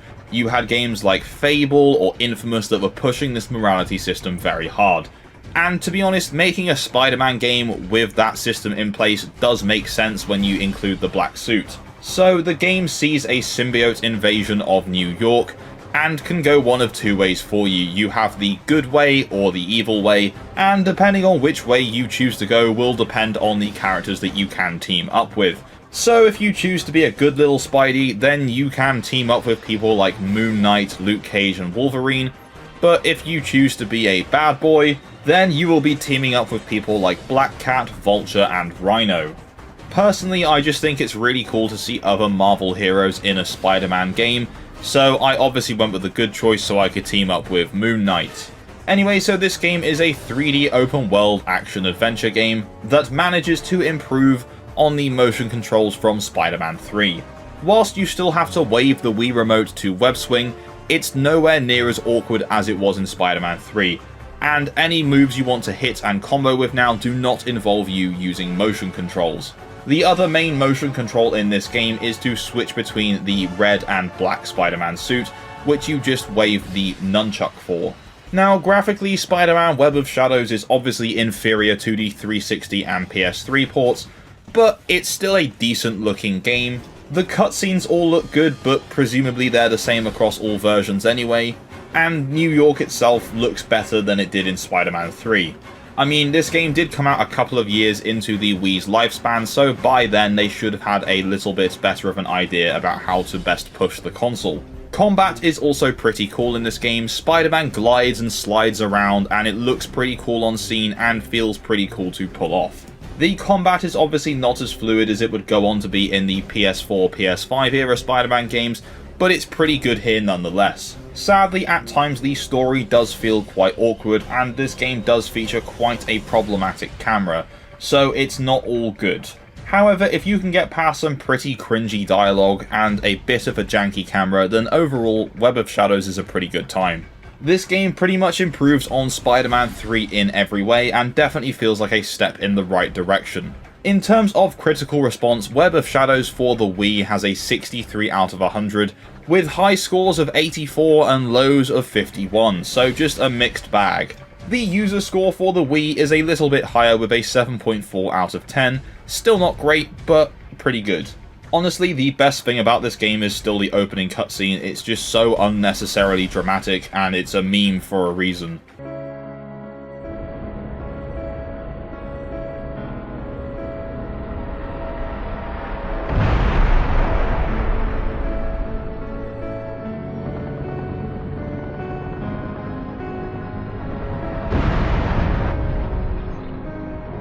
Okay, so next up we have Spider-Man Shattered Dimensions. This game released on pretty much every platform at the time in September 2010, and this version was developed by Beenox, who handled the development of the PS3 and 360 versions as well. The game features 4 different Spider-Men coming together from separate universes, which was really the first time this had happened. In fact, one of the writers for this game later went on to work on the 2014 Spider-Verse comic, which then went on to inspire the Spider-Verse films, so this is really where it all began. The game features Earth 616's Amazing Spider-Man, or really our main Spider-Man, as well as 2099, Spider-Man Noir, and the Ultimate Spider-Man. Each of the worlds have their own unique art style and different gameplay styles. While some are similar, Spider-Man Noir for example has stealth, and Spider-Man 2099 has these glidey freefall sections. Noir's world is all black and white and eerie, whereas Amazing Spider-Man has this kind of cel-shaded look which looks very cool. Other than some control changes and a graphical scale down, Shattered Dimensions on the Wii is identical to its Xbox and PlayStation counterparts. So let's talk about those controls. So what I liked about the controls on Web of Shadows was that the combat was only locked to button pressing, and web swinging was motion controls. Ideally, that's how I'd have my Spider-Man games. This, on the other hand, makes web swinging button pressing and combat with motion controls. That is one thing I didn't like about Spider-Man 3 was the mix of button pressing and motion controls in combat, as it made it feel very clunky, and I can confirm the same happens here. Now, both Spider-Man 3 and Web of Shadows were open world 3D experiences, but this now is still 3D, but level based. And honestly, it kind of works in the game's favour. Each of the levels are designed specifically around their respective Spider-Men. For example, with Noir, there's lots of shadows and things you can zip up to and stealth take down enemies from above. Each level is lovingly designed with their particular Spider-Man in mind. Each of the 4 Spider-Men all handle pretty much exactly the same, and their movesets are nearly identical. It's just the style that you have to approach a little bit differently. The story itself starts off with Earth 616's Amazing Spider-Man fighting Mysterio when they accidentally shatter the Tablet of Order and Chaos. After this, Spider-Man is then approached by Madame Web, who in the opening cutscene proceeds to be more interesting than she was in her entire solo film. Yes, I can see you. Standing up for what you believe. Oh, no. And sets off the plot nicely. The game across the different universes has you facing off against many different Spider-Man foes and Marvel characters. For example, we have Hammerhead, Kraven, the Goblin, Hobgoblin, and then we've also got characters like Deadpool and Juggernaut. Like I said with Web of Shadows, it's always very interesting to me when outside of Spider-Man Marvel characters turn up in Spider-Man games, so it's pretty cool to see characters like Juggernaut and Deadpool here. Now, I did mention that Shattered Dimensions has a bit of a graphical downgrade compared to the 360 and PS3 versions. However, I'd still say this is one of the better looking Spider-Man games on the Wii. All of the art styles, although in a lower resolution, still look fantastic here. The levels look nice, the character design is good. Overall, Shattered Dimensions is a pretty damn good game. The only thing I really questioned at the start is why was Spider-Man stood with a hunch? Who knows? I mean, the game even opens with narration from the man himself, Stan Lee, so that's pretty damn cool. Now, in terms of critical response, the Wii version of Shattered Dimensions has a pretty nice 75 out of 100 score, putting it in the generally favourable bracket, which is the first game in this video to do so. It also has a user score of 8.2 out of 10, which is also pretty damn good. Personally, just down to the controls, I think I prefer Web of Shadows over this, but it's just user preference depending on what control setup you like. We are now approaching the final 2 games of this video, and just for reference, the final 2 games that were ported to Wii were also identical on the 3DS, which ends up sounding really impressive for the 3DS and really depressing for the Wii. So anyway, let's move on to Spider-Man: Edge of Time. This was a standalone sequel to Shattered Dimensions and was once again developed by Beenox. This was released in October 2011 worldwide. This time, instead of featuring 4 Spider-Men from different universes, we have 2, and that is the Amazing Spider-Man and Spider-Man 2099. With the story taking place across both timelines with a cause and effect system in which one Spider-Man's actions would affect the other, and vice versa. It makes next to no sense when you actually think about it, but as a gameplay mechanic it's really cool. The plot is essentially as follows. Alchemax scientist from the year 2099 Walker Sloan, who by the way is voiced by Val Kilmer for some reason, travels back in time and establishes the company Alchemax many years before it was actually supposed to be. And one way or another this leads to the foretold death of Peter Parker in his timeline. The game opens with Peter fighting the Anti-Venom and pretty much getting killed by him, and near the brink of death Peter does his goofy ass drunk walk. I know it isn't meant to be funny, but it just is. I'm sorry, it just is. So this game does away with pretty much all the motion controls from the previous Spider-Man games, with everything now being performed on the Wii Remote and Nunchuck. You jump with A, swing with B, control Spider-Man with the analog stick on the Nunchuck, and you fight using buttons on the D-pad, which at first felt very weird. But honestly, once you get used to this very bizarre control scheme, it actually makes a lot of sense, especially if you're not a fan of motion controls. However, across the board of Spider-Man games, I wish we'd have an option to use that and toggle between using that and motion controls, rather than just being locked in with one or the other, but that's fine. Visually, this game looks fine, but they managed to put Shattered Dimensions console version onto the Wii. I'm not sure why they couldn't just do that here as well. It's impressive that this game was on the 3DS, and honestly it played better on the 3DS than it does on the Wii. Yeah, I'm not sure about this game, to be honest with you. I liked what Beenox was going for, especially with the story. It's pretty cool, but in terms of gameplay, Shattered Dimensions is infinitely better than this. I feel weird saying this because one of my favourite 3DS Spider-Man games was this, and on the 3DS it just feels a lot nicer to play. Now across the board, Spider-Man: Edge of Time got very mixed reviews, and actually the 3DS version was the lowest of these, and the Wii the highest. So that just shows it really is down to personal preference. The Wii version's Metacritic score is a 62 out of 100, which is actually not that bad. I'm just not really a fan of this game. The user score for this game is a 7.2 out of 10, which also puts it in the mixed or average, but certainly a lot higher than the critical response.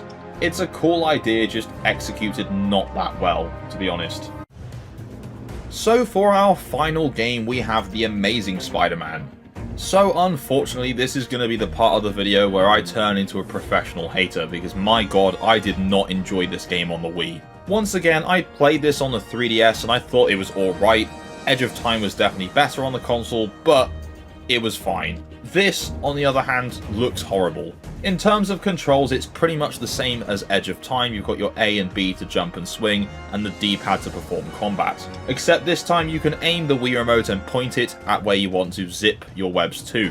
Which is fine in a bigger open environment, but in certain sections where you need to aim exactly where you're going for, it's quite hard to do so. Anyway, The Amazing Spider-Man launched in June 2012 worldwide on the 3DS, DS, PS3, Wii and Xbox 360. It would later go on to launch on Android and iOS, Windows and the Wii U, as well as the PS Vita. Pretty much every platform available at the time had The Amazing Spider-Man on it. The main home console versions were all developed by Beenox, including the 3DS port as well. So this is a movie tie-in game that has a plot that actually happens after the events of the film, which is always pretty cool to see.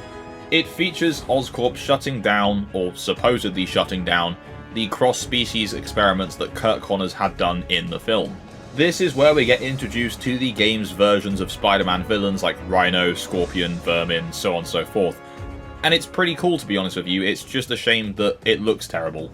Now, interestingly enough, the opening cutscene to this game has Peter Parker in the first person perspective, so you can't actually see him. Now, someone commented on my 3DS video saying now this is because Activision couldn't get the rights to use Andrew Garfield's likeness. I've not been able to find anywhere that actually confirms this, but I wouldn't be surprised.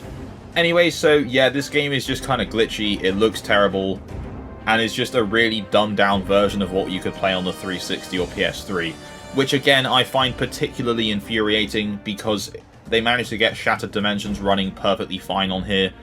There was no reason they couldn't have just dumbed down the already bad visuals anyway and just made the actual game on the Wii. I don't know, maybe I just don't understand the technical limitations of the Wii. Whilst most versions of this game were open world, the Wii and 3DS versions sadly were not. The level designs were pretty similar to sections from the main console versions, but instead this time they were just linear levels. I don't know, I think out of all the console releases, including the 3DS version, the Wii port is by far the worst one. Again, it's got promise, it's got a decent story, it's got a cool setup, it's just the game itself looks terrible and plays not very well. I'm sure this game does have its fans out there, and if you do like this game, then fair enough, we're all entitled to our own opinions, and I'm glad you enjoy it, but for me personally, I think this is just rubbish. The game would go on to get a 58 out of 100 Metascore, with people complaining about the graphical ugliness, as well as having bad controls and a pretty bad camera. Again, it's just a shame. Good story, bad everything else. Interestingly enough, the user score for this game actually falls into the generally favourable bracket with a 7.7 out of 10. So as I said, fair enough to you guys if you like it. Now before we finish up, I actually have a bonus section about a cancelled Spider-Man game. Now, you may remember there was a bit of a lukewarm, mixed reception to the Spider-Man 3 movie. A sequel with Tobey Maguire was planned to feature the Vulture as the main villain, but sadly it ended up getting cancelled and scrapped for the Amazing Spider-Man instead. But the film was so far along that a game to tie in had already been in production, also titled Spider-Man 4. And just a few years back, an early developmental build of the game was found on a Wii development system. It featured 2 unfinished levels, some debug rooms, and some assets. It was pretty cool. Now, based off of the gameplay and the very brief look we did get at this game, it appears it may have also not have been open world, like the previous Tobey Maguire Spider-Man games were. It's unclear if that was just specifically for the Wii port, or if that was going to be the same for the 360 and PS3 as well. Either way, this is still a very cool and interesting look at a forgotten piece of Spider-Man history. Now, in the end, this game actually didn't end up going to waste, because eventually, one way or another, this game turned into Prototype 2, which I have to say is a hell of a lot of fun. Anyway, that takes us to the end of our look at Spider-Man on the Wii. It's not all perfect, but it's not all bad either. What do you guys think of these games? Have you played any? Do you have a favourite? And if you do, let me know in the comments down below. If you enjoyed this video, please leave a like, and if you haven't already, subscribe and tap the bell for notifications of my future uploads. And as always, I will see you in the next video. Bye bye.